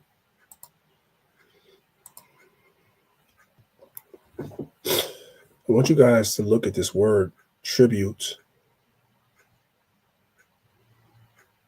in Matthew chapter 22, verse 17, right? The Greek word is kensos. and it means the coin with which tax is paid. So this whole idea of tribute is paying your taxes. Christ's Yahushua's parents did it. He did it. He advised his followers to do it. But outside of that, in the greater Roman Empire, a lot of the Jews was like, we don't want to pay that. I want you guys to look at this right here. This is also from PBS as well, right? It says, tell me a little bit about Herod, who we know is an Edomite, who had the Herodians, which were Jews, following behind him. Tell me a little bit about Herod the Great as a person. I mean, he was a man of enormous ambition. What kind of person was he? So let's read a little bit about it. It says, Herod the Great was probably one of the greatest kings of the post-biblical period in Israel, but you wouldn't want your daughter to date him. He was ambitious, brutal, extremely successful, brooked no opposition, either with family or with politics. He was a genius of a self-made man. Thanks to the political connections of his father, he was able to marry into the ruling family of Judea. Translation, Herod was an Edomite, but the Maccabean family allowed him to marry in. But we're not going to dwell on that right now. Let's keep reading. And it was under his kingship that post-biblical Israel rose to its political and material heights in the early days of the Roman Empire. Herod was a successful client king. Now, you might say, what is a client king? That's new vocabulary. I don't know what that is. Which meant that as long as he paid tribute, somebody already lost the thought. Somebody already lost the thought. So let me help you. As long as he paid his taxes. You're a king. Kings are not supposed to pay taxes. But the Romans set it up where we're really ruling. We'll set you up. You can rule your people. But they got to pay taxes. And you got to pay taxes as well as a king. Herod was a successful client king, which meant that as long as he paid tribute, what is tribute, guys? We just read it. Taxes to Rome. And was on the correct side of any kind of Roman fracas. What do you guys think the Roman fracas was? Those are revolts, uprisings. He protected the political independence and the liberty of the Jews. So as long as he was on their side and he paid his taxes, he was subject to them, subject to payments, which he was one of them anyway, then he was good.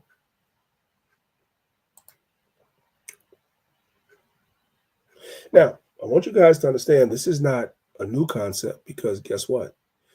When we ruled in the past, and when we rule, meaning in the future,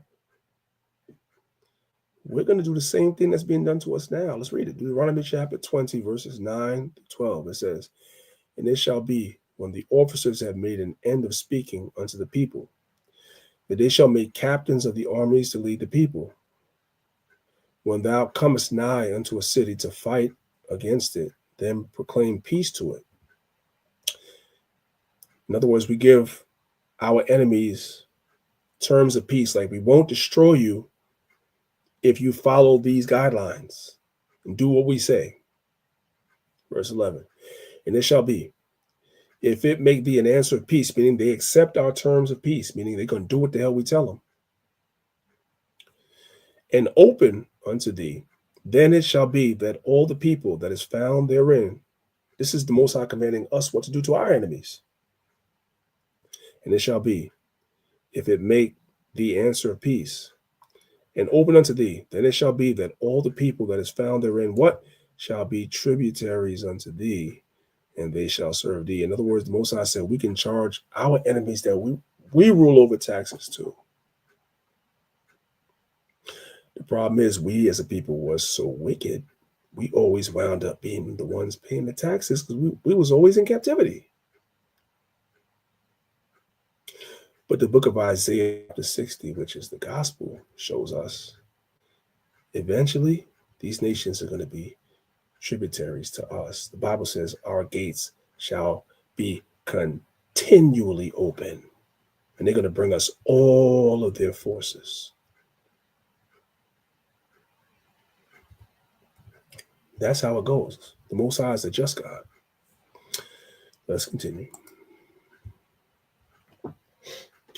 I want to see if I want to go through this right now or not, because some of this stuff is a little... Okay. So there's a difference between... I'll just kind of breeze past it. There's a difference between hypotasso, which is what we went over earlier, which is submit and subject, which is the same word, and hypokuo.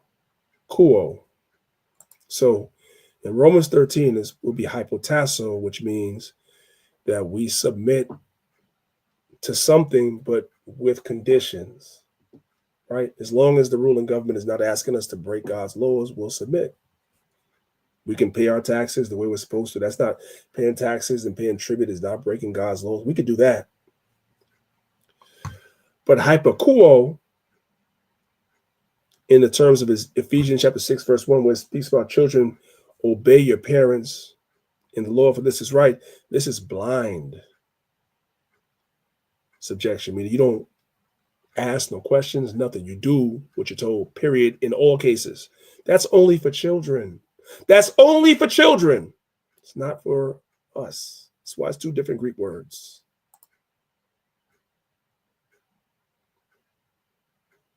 Because a child doesn't know nothing. It comes out the womb and everything. Everything the child knows and learns from his parents or whomever is set up to teach it. So it has to be blindly obedient to you in order to learn and grow. A child is a clean slate. So that, in that particular case, that's complete blind obedience. Your children are a blank slate, and you write on that blank slate. That's the only time that you see blind obedience. That's in the form of a child, baby. Not when it comes to adults. Obedience and subjection and submission comes with conditions. Don't be stupid.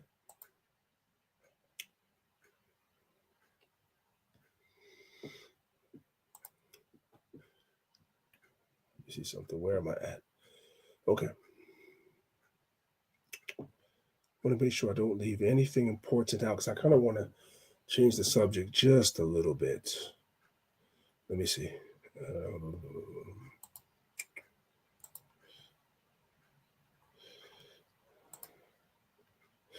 I'm going to leave that there. I'm going to leave that there for now. I'm going to stop sharing for 1 second. If everybody's following along so far, things good. I want you guys to put one in the chat. Just want to make sure that we're all on the same page. You guys are following along. Things good. I don't want to bore you guys. I know normally this is the time where I stop. But I'm going to go a little further today. I'm going to go a little further. But I want to first make sure that you guys are locked in. I don't see enough ones. I'm going to end the class. You know what I'm talking about? So everybody in here needs to put a 1 in the chat, or I'm going to end the class. If y'all want me to go further, then y'all might want to make sure y'all put these 1s in the class and stop playing.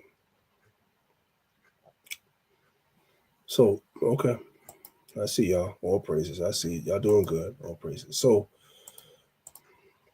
I want you guys to see where we stopped. So we stopped on slide number 39, right? So you guys can see this presentation goes up to slide number 73. So there's much more, but I'm going to stop it right there. But I'm not stopping the class. I'm not stopping the class. I'm not stopping the class. I just wanted to deal with that for now. I think everybody's clear on that. There's a lot more I could say, but I kind of want to switch the subject just a little bit. So we're going to come out of this PowerPoint. And when it comes to this one, which is a PowerPoint that I'm actually working on right now. So I'm telling you guys, I'm doing this PowerPoint right now. It's not finished, which means that I'll probably redo this class again in a few months, just like I did Romans 13. I might redo the class again once it's complete. But there's some things I kind of want to show you guys now, because I'm pretty sure it'll still be relevant in a few months, and probably even more so than now that I'm showing it to you. So what did we go over so far? We went over so far that submission in the biblical context is submission, subjection, but it's conditional, right? So in the case of an elder versus the congregation, submission is supposed to happen, but the condition is upon the elder is righteous. If they sin, you don't have to be subject or submit to that, right? A wife is supposed to submit to her husband, but a husband is supposed to be following the example of Yahushai. That's what she's supposed to submit to. She doesn't have to submit to you if you're an evil nigger trying to get her to do things that's not lawful, that's not biblical. We also saw in 2 Maccabees chapter 6 that our forefather Eleazar submitted to the subjection that the Israelites were under the Greeks, so long as they didn't ask him to break God's laws. But once they did, he was like, no. That's what we went over so far. So now let's continue. This PowerPoint, I'm going to call it the war that the natural eyes can't see. Most people can't see this war that's being waged against us because it's covert, it's not overt. It's a hidden war. It's a war that's being fought that most people can't perceive. If you're not in the spirit, the Most High is not showing it to you.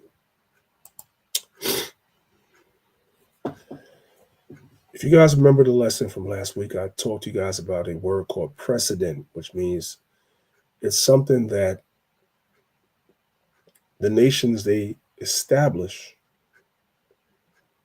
and the precedent is set. And once it's set, they base that precedent upon future actions that they take. So if they're able to do something and get away with it, they start applying that same thing to a whole bunch of other things that was not originally what it was meant for. Y'all with me? Okay. So you guys that are looking at this on the YouTube, you guys can see the caption that says, "The Small Hats Exposed," a documentary on how the small hats control the media and narratives. So this is one of their own that's wearing a hidden camera. And he's having conversations with these small hats about tactics that they use to destroy who they consider to be enemies. I'm going to give you guys a spoiler alert. In these particular videos, they are only focusing on the enemies that they perceive right now as far as what's happening in these college campuses and all the protests that's in these college campuses against what's going on the Gaza Strip right now. That's kind of the focus of these videos. But I want you guys to understand, this is only where it starts. If they're able to get away with their tactics that they're using against college students,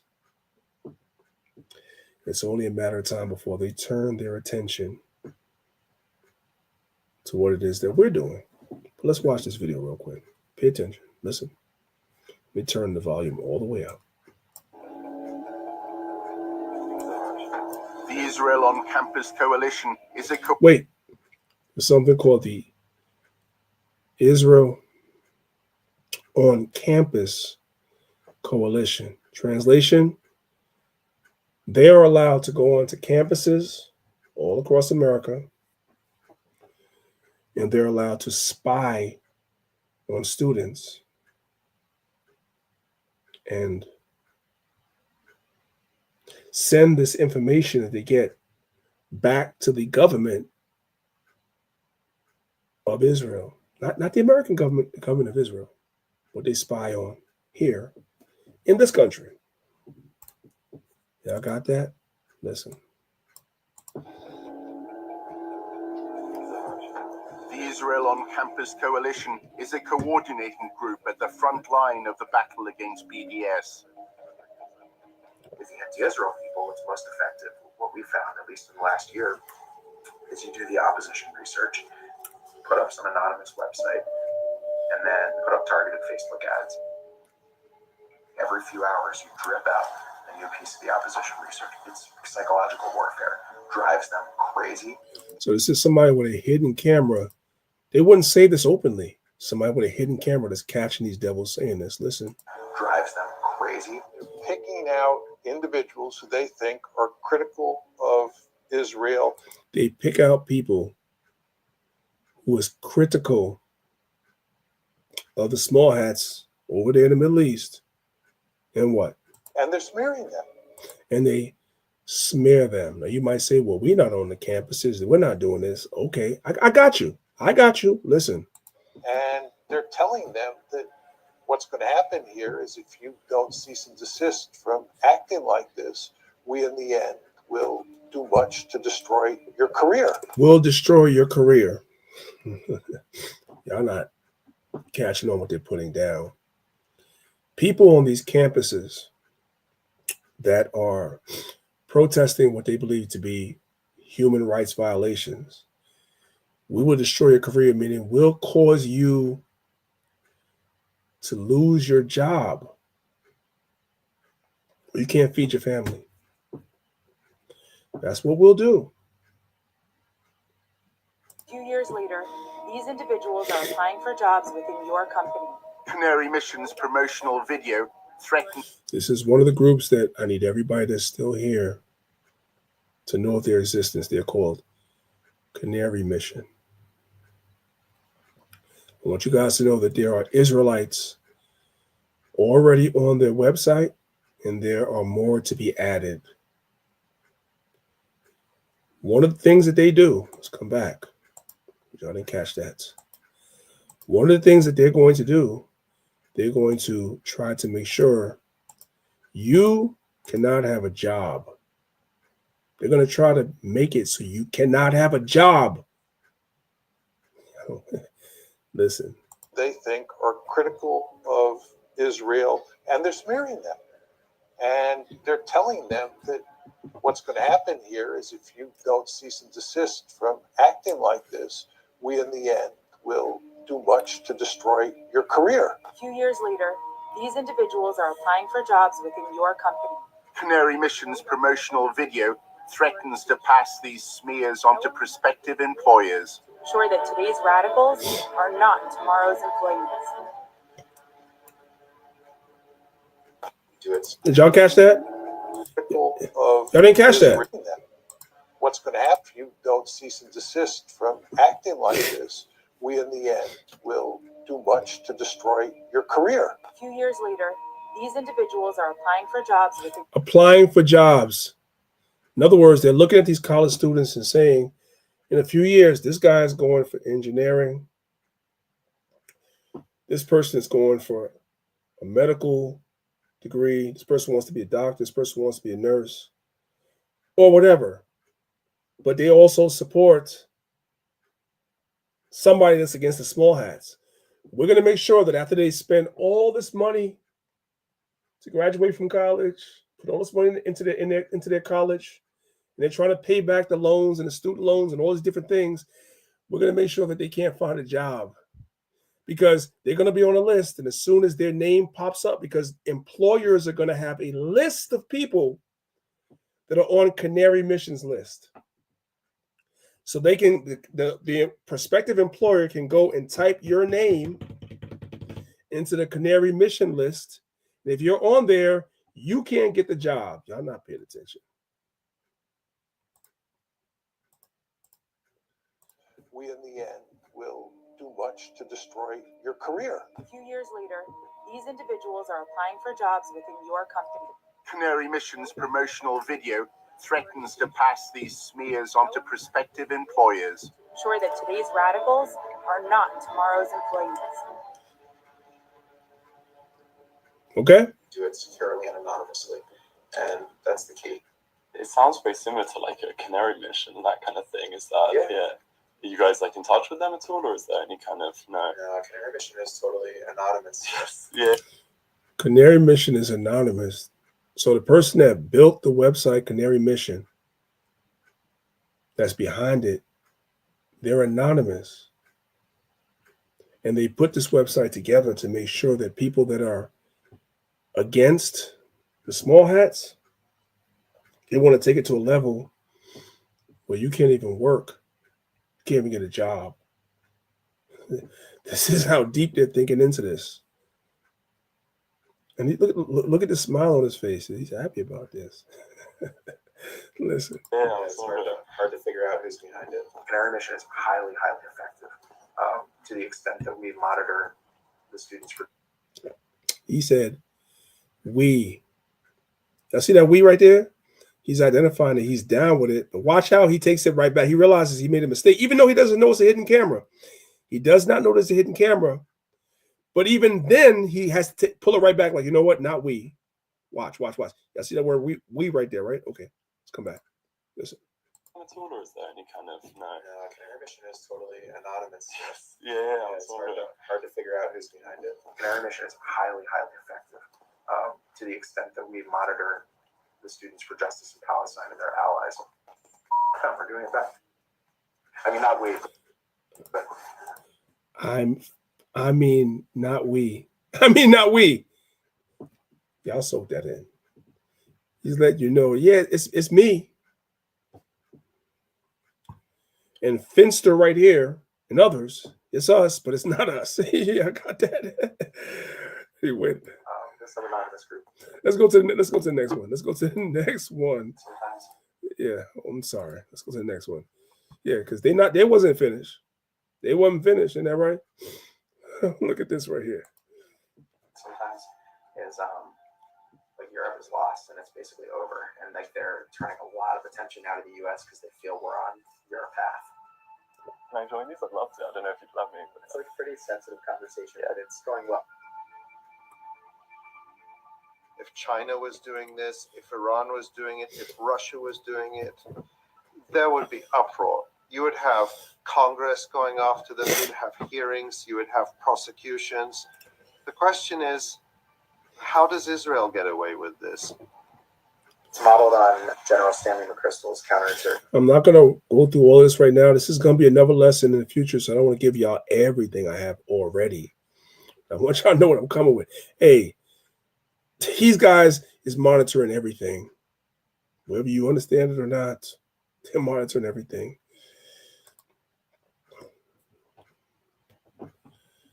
What is FOIA? Does anybody know?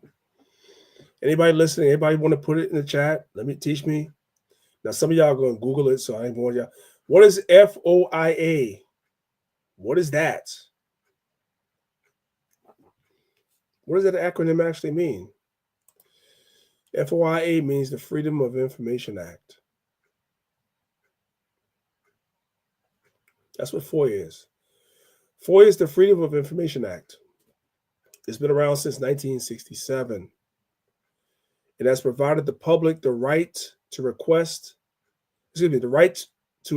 access to records from any federal agency. So right now there exists something called a FOIA.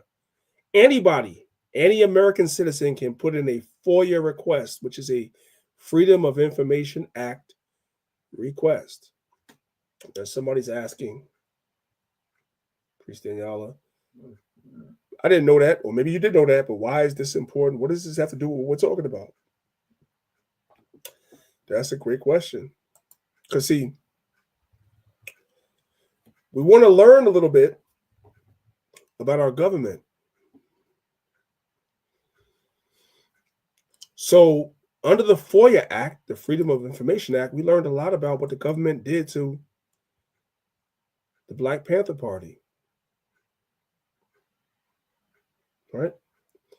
Let's come down right here to this particular paragraph right here. They had something called COINTELPRO, the Counterintelligence Program. That's what COINTELPRO means. It's short for the Counterintelligence Program.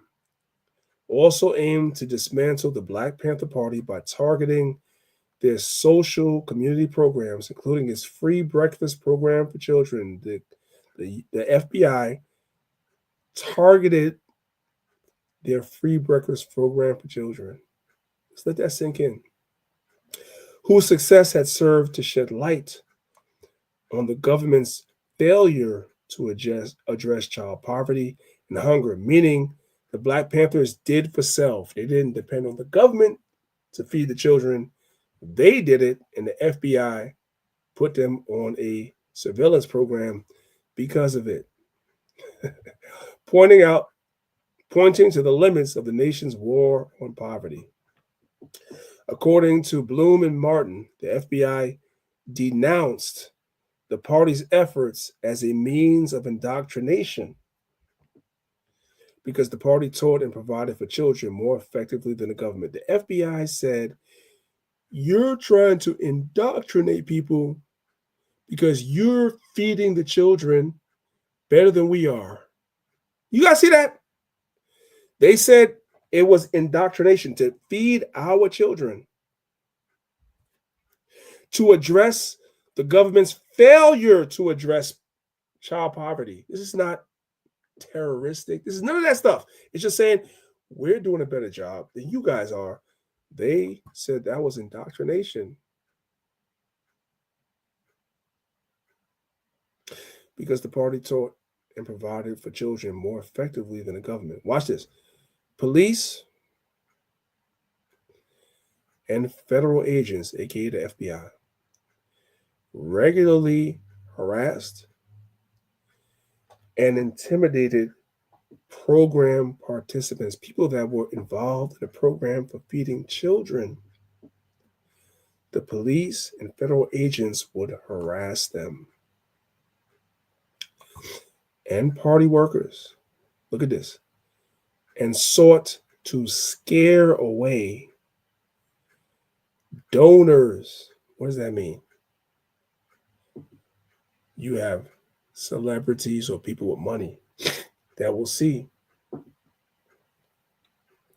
what it was that the Panthers were doing and see the value in it and the importance of it. And it would pull the heartstrings for our people, and they'd be like, you know what? I want to help. I want to be involved. I want to help these children. No, the FBI was like, no, they would harass you and intimidate you as a celebrity. Why do you guys think a lot of celebrities don't want to come and help the Israelites today? Nothing has changed. I don't want to be too long because there's more to get to. I'm not going to go through every slide of this PowerPoint because this is a future lesson, but we're just talking now. Why do you guys think celebrities don't want to help us? Because they're told you cannot. You cannot. I know we just think the celebrities are just blind. They don't want. No, some of them are wicked, but you cannot. Kanye could say we're the blood of Jacob, we're the blood of the Jews. Y'all heard him say that, right? Guys, there's no money. There's no finances there for a reason. You can't stop playing. This is not new. Police and federal agents regularly harassed and intimidated program participants, supporters, and party workers and sought to scare away donors and organizations that house the programs like churches and community centers. So when the Black Panthers would do the breakfast program, so forth and so on, they didn't have their own buildings. So they would go to local churches or local community centers and say, we'll provide the food, whatever. Just provide us the place to do it so we could tell the people where to go. There's going to be free breakfast given away at this church or this community center. The FBI was like, no, Okay? Okay. So we saw that from Wikipedia. Somebody's like, that's Wikipedia. Okay. So we'll come to the FBI's website. You guys see that? vaultfbi.gov. .gov means this is a government website. So they're telling you the same thing. They're telling you to say they're admitting what they did. Look, it says the Black Panther Party is a black extremist organization founded in Oakland, California in 1966. It advocated the use of violence and guerrilla tactics to overthrow the U.S. government. That's a lie. That's a lie. I want you guys to look at this. It advocated the use of violence and guerrilla tactics to overthrow the U.S. government in 1969. Now, a lot of y'all would have read right past that. We're not going to read right past that. You know why? This is the same argument they're using against the Israelite community today. You know I'm going to show you, right? Y'all know I'm going to show you, right? Okay, let's read it again. It advocates that the use of violence and guerrilla tactics to overthrow the U.S. government in 1969. This is a lie. The FBI's Charlotte field office opened an investigative file on the Black Panther Party to track militant activities. Here it comes. And their income. That's what Wikipedia is talking about, to scare away donors. To scare away donors. Y'all thought that was a Wikipedia article. Meanwhile, the FBI on their own website is telling you they were tracking people that were donating.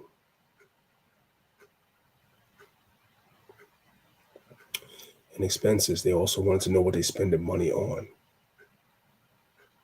And this release consists of Charlotte's father on the Black Panther Party from 1969 to 1976. Now, guys, I only took a screenshot of just the opening. I have, for me, you guys could come back and look at this and y'all could type it into y'all search. If you want to study this further, the actual file is like about 20 pages or so.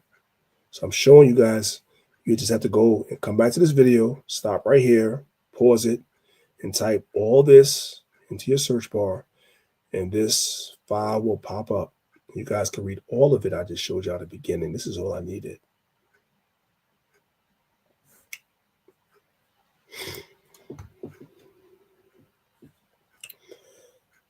So the government went away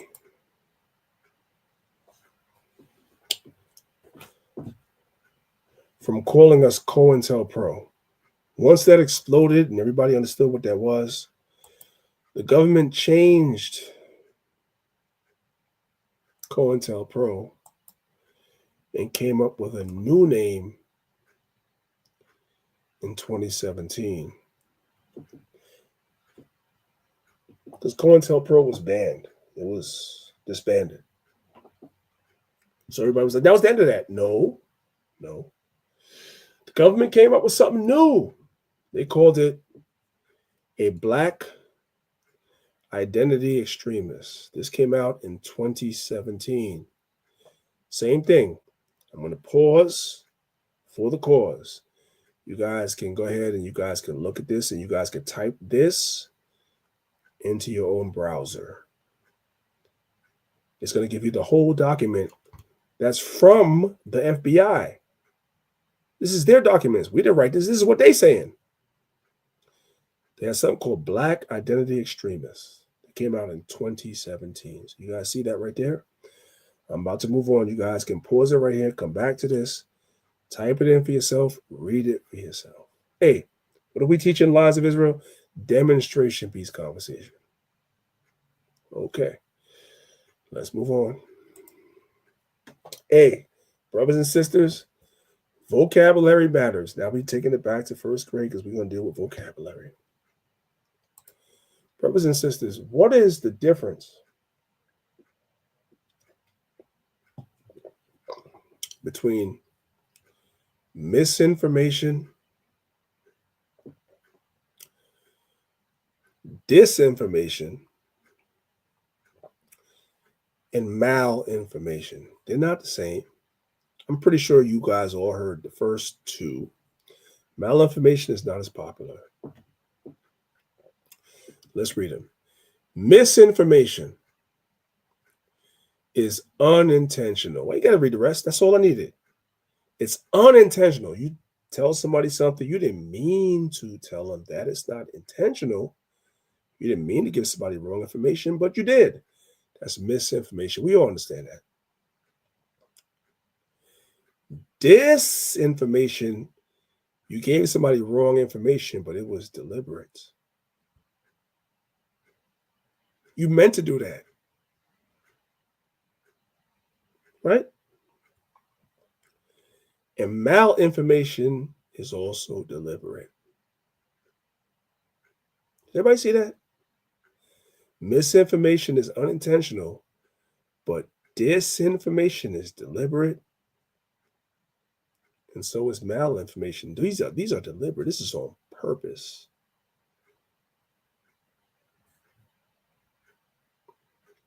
Okay, Breeze, we hear you. Still don't know what this has to do with today's class. Y'all are right, so let me help you. What are you guys seeing on your screen right now? The devil been studying y'all. He's been studying you. What does it say right here? Program on extremism where? George Washington University. The Israelite movement has been being studied on a collegiate level while we're sitting here having these wars amongst ourselves. From whence come wars and fightings amongst you? Yeah, we're sitting here having these wars amongst ourselves. Everybody's trying to jockey for position. My camp is better than yours. We're more righteous than you. While all that's going on, and some of it is justified, there's definitely a lot of wickedness going on in our community. I just want y'all to understand your enemies have been studying you.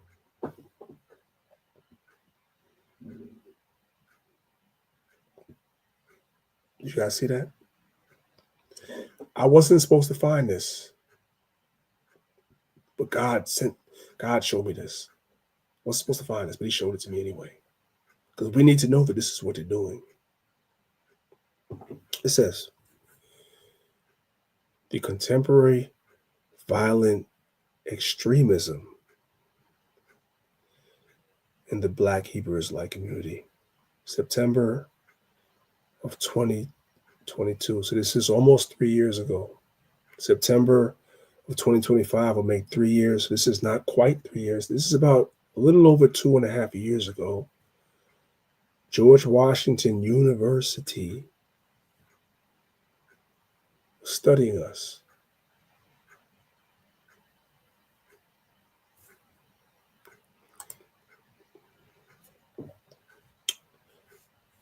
This, in their introduction from 2022, is disinformation. Somebody's lost. Somebody's lost. What is disinformation? It is deliberately fabricated or manipulated information. They're lying on purpose. I'm showing you guys this article from this university in 2022 is disinformation. They're lying on purpose.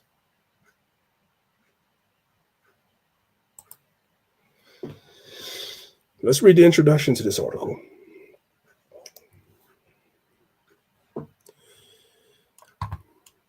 While we're arguing about bullshit. It says, over the past several years, the threat of domestic violent extremism, DVE, to the United States has undergone a simultaneous uptick and broadening in scope to include an immeasurably wide variety of actors with different motivations, ideologies, and grievances. Within this litany of increasingly lethal DVE movements, DVE is domestic violent extremism. Most of y'all never heard that word before. This is new to you. Within this litany of increasingly lethal DVE movements are extremists associated with and or inspired by the Black Hebrew Israelite movement, who in the past 5 years, pay attention, who in the past 5 years we're responsible for significant terrorists. What are the Israelites? Black Hebrew Israelites? Terrorists. What are Black Hebrew Israelites? Terrorist incidents in Jersey City, New Jersey, Muncie, and elsewhere. So what are they doing? They are associating this movement with being terrorists. Did I make that up or is that on my screen? I don't know. I see it right there, but maybe I'm tripping. I don't know. And they said one of the reasons why they associate us with terrorists is what happened in New Jersey, Jersey City. You guys see that? Okay.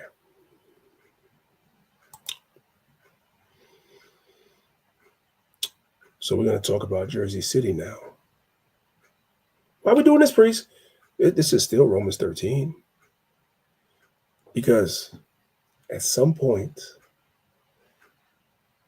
the same way that what we do was outlawed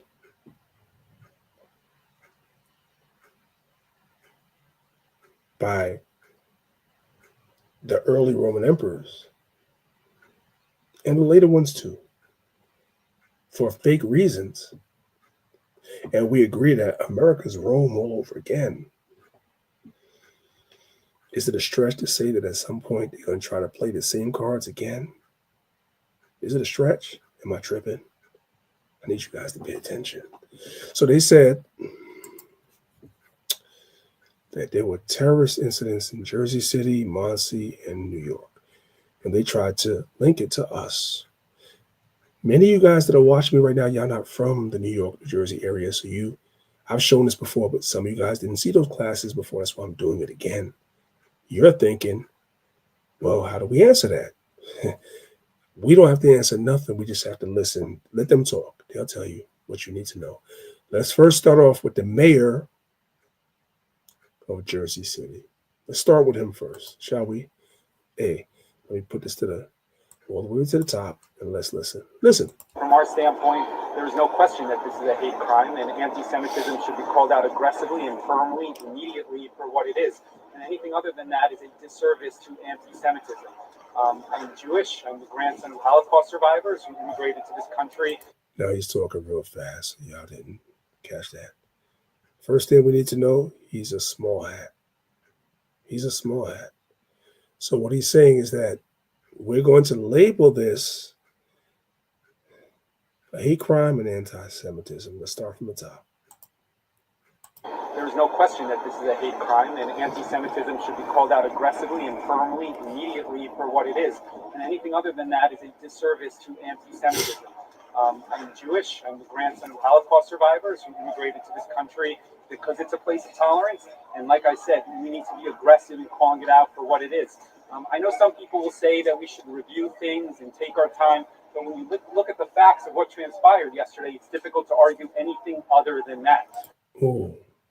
I need y'all to hear it again. He said, I know that some people say we should take our time and review things. Some people say we should take our time and actually look at the facts. He said, no, we should not take our time. We should not review things to make sure that we're right. We should just say something. We're going somewhere with this. Listen again. Holocaust survivors who immigrated to this country because it's a place of tolerance. And like I said, we need to be aggressive in calling it out for what it is. I know some people will say that we should review things and take our time, But when you look at the facts of what transpired yesterday, it's difficult to argue anything other than that. We know that. So what he was saying is people say that we should take our time and review things.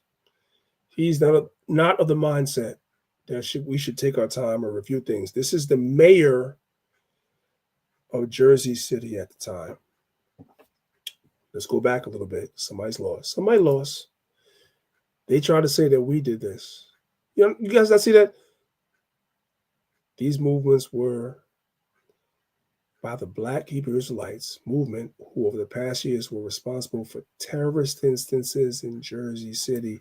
Your mayor of Jersey City said, we don't need to take our time and review things. Listen again. From our standpoint, there's no question that this is a hate crime, and anti-Semitism should be called out aggressively and firmly, immediately for what it is. And anything other than that is a disservice to anti-Semitism.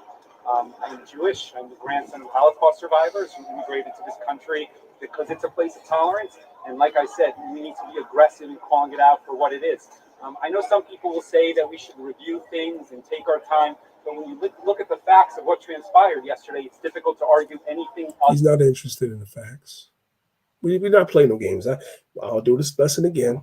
He's somebody, I'll go through all the videos, I promise. But we're already 2.5 hours in, so I'm not going to go through. I just want y'all to hear that. This is a lesson for the future. Don't worry. We're going to go, because this is going to keep getting worse. So I'm going to have to go through this again. Let's go to the next slide. This one right here, we're going to hear him out all the way to, we're going to watch 6 minutes of this video almost. So we heard the mayor say, we don't care about the facts. We're not waiting to review nothing. We don't care about the facts. This red dot guy right here, guys, for those of y'all that don't know, because you're not from the New York, New Jersey area, so you don't know, many of y'all, this is the state attorney general, the top attorney in the state of New Jersey. Spoiler alert, no evidence. No evidence. No evidence of what? You guys might ask. Remember, we just watched the guy saying we're not waiting for the evidence. But the state attorney general says something completely different. The reason why I'm playing this all the way through 6 minutes, so you guys can see we're not cutting it. I want you guys to see the lengths they're going to go to try to make this movement look bad. We're going to play the whole 6 minutes. Listen. All right, good afternoon, everyone, and apologies for the delay. We're about 48 hours from the horrible events. All right, good afternoon, everyone, and apologies for the delay. We're about 48 hours from the horrible events of Tuesday's tragedy. While we know a little bit more than yesterday, one thing remains abundantly clear. But for the immediate actions of the Jersey City Police Department and the leadership of Chief Michael Kelly, the outcome would have been far, far worse. We continue to follow all investigative leads in partnership with the U.S. Attorney's Office for the District of New Jersey, the FBI, the ATF, New Jersey State Police, and other law enforcement agencies. As I said yesterday, we are committed to providing the public with information that is properly vetted and thoroughly accurate. We will get Wait, what? The State Police and other law enforcement agencies. As I said yesterday, we are committed to providing the public with information that is properly vetted and thoroughly accurate. That's incomplete contradiction to what the mayor, he didn't care about the evidence. He didn't care about what was true. Y'all don't see that? Keep listening. We will get you that information as quickly as we can, but we think it's more important to be right than to be fast. Wait a minute. He said it's more important to be right than to be fast. What did the mayor say? They don't care about that. But he's a small hat. This guy's not. This is your Attorney General of New Jersey. At the time, they're trying to pin this on the Israelite community. Keep listening. And in providing information, we are balancing three factors: the interests of the public, especially those who want to know whether their communities have been targeted, the interests of the families involved so that they can privately mourn the loss of their loved ones, and the interests of the investigation so as not to compromise our ongoing inquiries. As the state's chief law enforcement officer, and all of us as prosecutors, as investigators, We simply don't have the luxury to jump to conclusions. Wait a minute. Wait a minute. What? Does that sound like what the guy before said to the mayor? No. He's a small hat. He's like, we're jumping to conclusions. That's what the small hat said. But the AG said, we are not jumping to conclusions.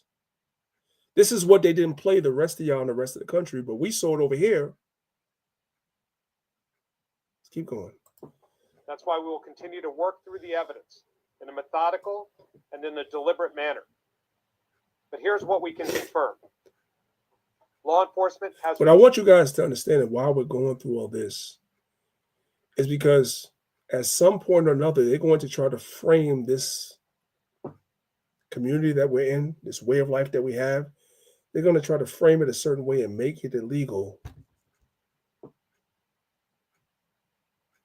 We already have seen, for those of y'all that are not paying attention, we've already seen the brothers from IUIC, they've been banned from a whole country, which is France. I don't know if you guys know that. If you guys been following that. They've been banned from a whole country. A lot of people are not taking that serious. I take that super serious. They've been banned from a whole country for no reason. All the pieces are being put in place to stop us from doing what we're doing. They've been studying us. That's why I'm showing you guys this. They've been studying us. That's why I'm not playing this with no breaks. So they can say, you chopped that. No, we're playing the whole press conference up to 6 minutes. Keep going. Recovered 5 firearms to date that are linked to the 2 deceased suspects, David Anderson and Francine Graham. 4 of them were recovered inside the Jersey City kosher supermarket, and 1 was recovered inside the U-Haul van parked out front. Inside the store, we recovered an AR-15 style weapon, which we believe David Anderson was firing as he entered the supermarket. We recovered a Mossberg 12-gauge shotgun, which we believe Francine Graham was carrying as she entered the supermarket. We also recovered a 9mm Ruger semi-automatic firearm and a 9mm Glock 17. Inside the U-Haul, we recovered a .22 caliber Ruger Mark IV with a homemade silencer and a homemade device to catch the shell casings. Using serial numbers found on the firearms, we were able to trace 2 of the weapons to date to the source of purchase.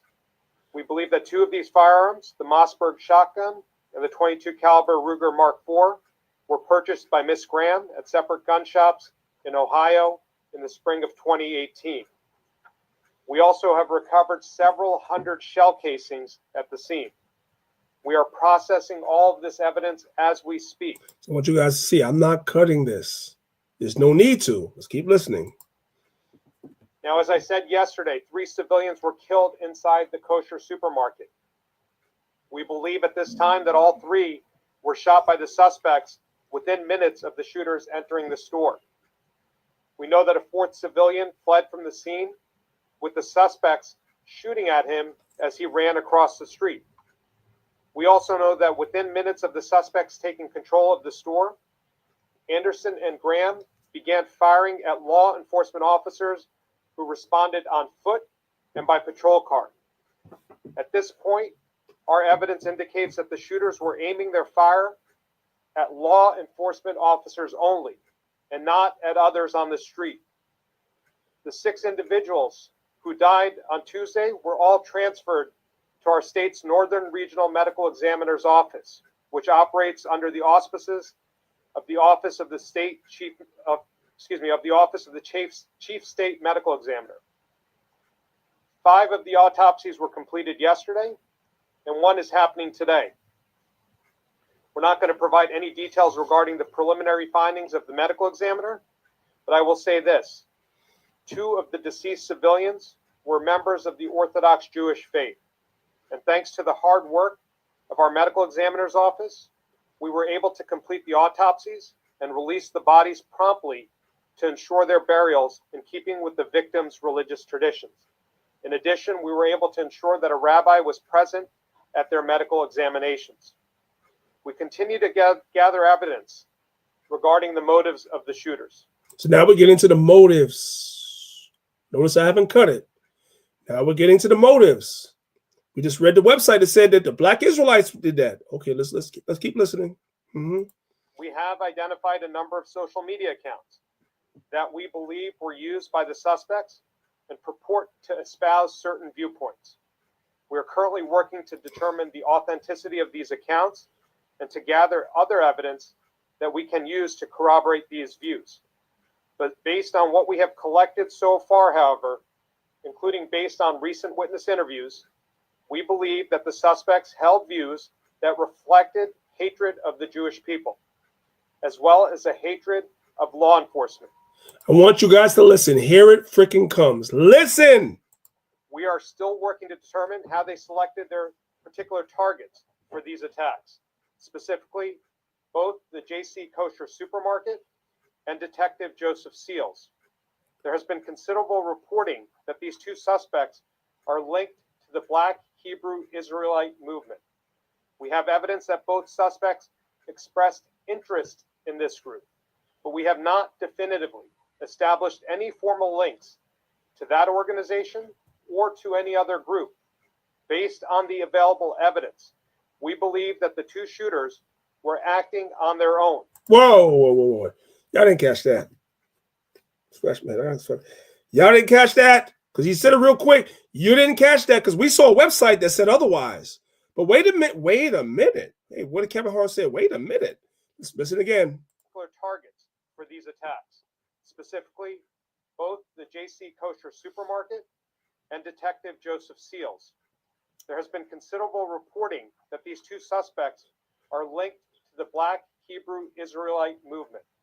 We have evidence that both suspects expressed interest in this group, but we have not definitively established any formal links to that organization or to any other group. Based on the available evidence, we believe that the two shooters were acting on their own. I want you guys to just digest that. They acted on their own, and there was never a link to the Israelites. When they say expressed interest, that could mean a lot of things. That's vague. That could mean that since they have their computer and their website search history, it just could mean that they went on a website to look at a camp's website, or they were on Facebook and they went into a group or a page that was hosted by an Israelite. But he comes back to say we have no formal. Let me let him. I don't want to talk for him. I don't want to talk for him. That'd be wrong. Listen again. And Detective Joseph Seals. There has been considerable reporting that these two suspects are linked to the Black Hebrew Israelite movement. We have evidence that both suspects expressed interest in this group, but we have not definitively established any formal links to that organization or to any other group. Based on the available evidence, we believe that the two shooters were acting on their own. Y'all heard the Attorney General? Did you guys hear the Attorney General for the state that has no links to us? We don't have to make him say that. But then we come back to this study they've been doing on us, right? And we come to the introduction and they say that we did it.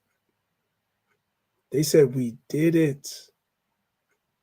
Meanwhile, the Attorney General for the state said there's no evidence for that. You guys see that? So now, you guys can see a pattern that's already being built, a narrative that's already being laid down. And when the time comes, that's why we went over Romans chapter 13. Are you going to stop keeping God's laws? Are you not going to keep God's laws? Are you not going to identify as an Israelite because the government says you can't? Because we saw in history that Tiberius and Claudius and Hadrian and others threw the Jews out of Rome because they didn't want to stop identifying as Jews. And we saw Antiochus make the Jews stop identifying as Jews and stop keeping God's laws. And we see this over and over and over and over again, which means it's going to happen again. Are you not going to identify as who you are? Are you going to back down? Are you going to allow people to use Romans 13? Because that's what they're going to use. And other scriptures too. Those scriptures are not talking about that. You're supposed to stand for God regardless. Now, if there's something lawful that's put down, like paying your taxes, being a tribute to these nations, paying your taxes, you're supposed to do that. But you're never supposed to drop what it is, what you believe, who you are, because the government says so. And if there's also something that comes about like the jab or something else, you have that discussion amongst your household, amongst your family, amongst your friends, amongst your congregation. There's no biblical mandate that you're supposed to take a jab or anything else. I'm just preparing y'all for what's coming, because there's a lot of things that's going to come. I hope you brothers and sisters got something from that. This is a PowerPoint I'm still building. I skipped a lot of slides. I got more that's coming. But that's one. Hopefully you brothers and sisters got something from that class. With that being said, I'm going to go ahead and I'm going to stop the class right now. If what I was bringing out makes sense to you brothers and sisters, then y'all could put one in the chat and let me know that everything made sense. Yeah, that's right. 2 Maccabees 6, verse 6. That's right. That's right.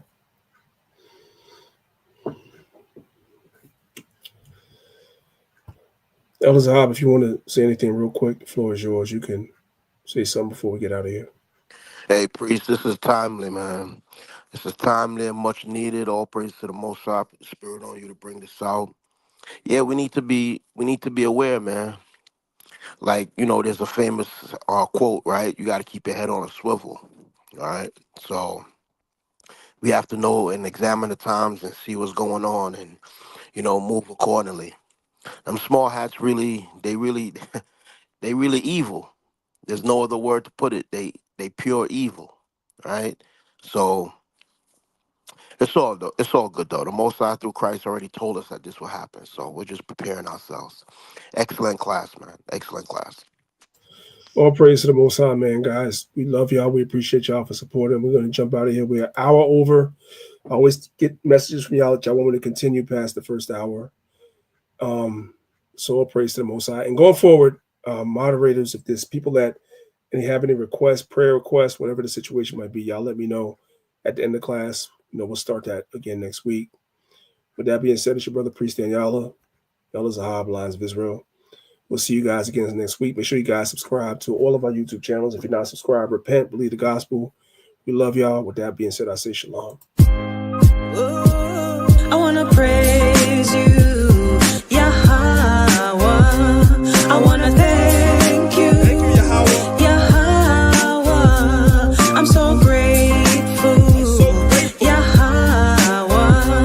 I want to thank you, Yahweh. For the promise told life is a blessing and life is a lesson. Life is a setback and life is progression. Life is uneasy at times, life is comfortable. Life will lift you up and at times life will humble you. Life is a gift, you better thank the Lord for it. Every chance you get, someone is less fortunate. Life goes in circles, life throws you curveballs. Life can be deceiving like preachers in the church halls. Life isn't promised. If I could be honest, the fact that I'm alive, that time has me astonished. Cause I came from the underground, being tossed around, being lost and found. Now they adore the sound of the priest, far from a nuance. Verses are proverbs, writtens are the new songs. Another song for the blocks and the avenues. Everything is plain, I don't speak to them in parables. I wanna praise you, Yahweh. I wanna praise you. I wanna thank you, Yahweh. I'm so grateful. I'm so grateful. Yahweh. I wanna thank you, Yahweh. For the power I see the world through different eyes. Every Sunday got the preacher telling different lies, hearing things that I really couldn't visualize. Should've listened, Big said you'd be hypnotized. I was a victim too, I say respectfully. They all up in the soup, don't know the recipe. Talking about I'm not who I was bred to be. Count me out, man, who made you the referee? Trying to get stripes, trying to cloud chase. At 19, I made an about face. Thanks to Christ, it's also about grace. And they lied when they said it ain't about race. But that's another song, I ain't the first to tell you. Woke up on a deeper and a surface level. Learned the laws and the laws changed my attitude. And the song is to show you how a gratitude. I'm so grateful. I wanna praise you, Yahweh. I wanna thank you, I wanna thank you. Yahweh. I'm so grateful. I wanna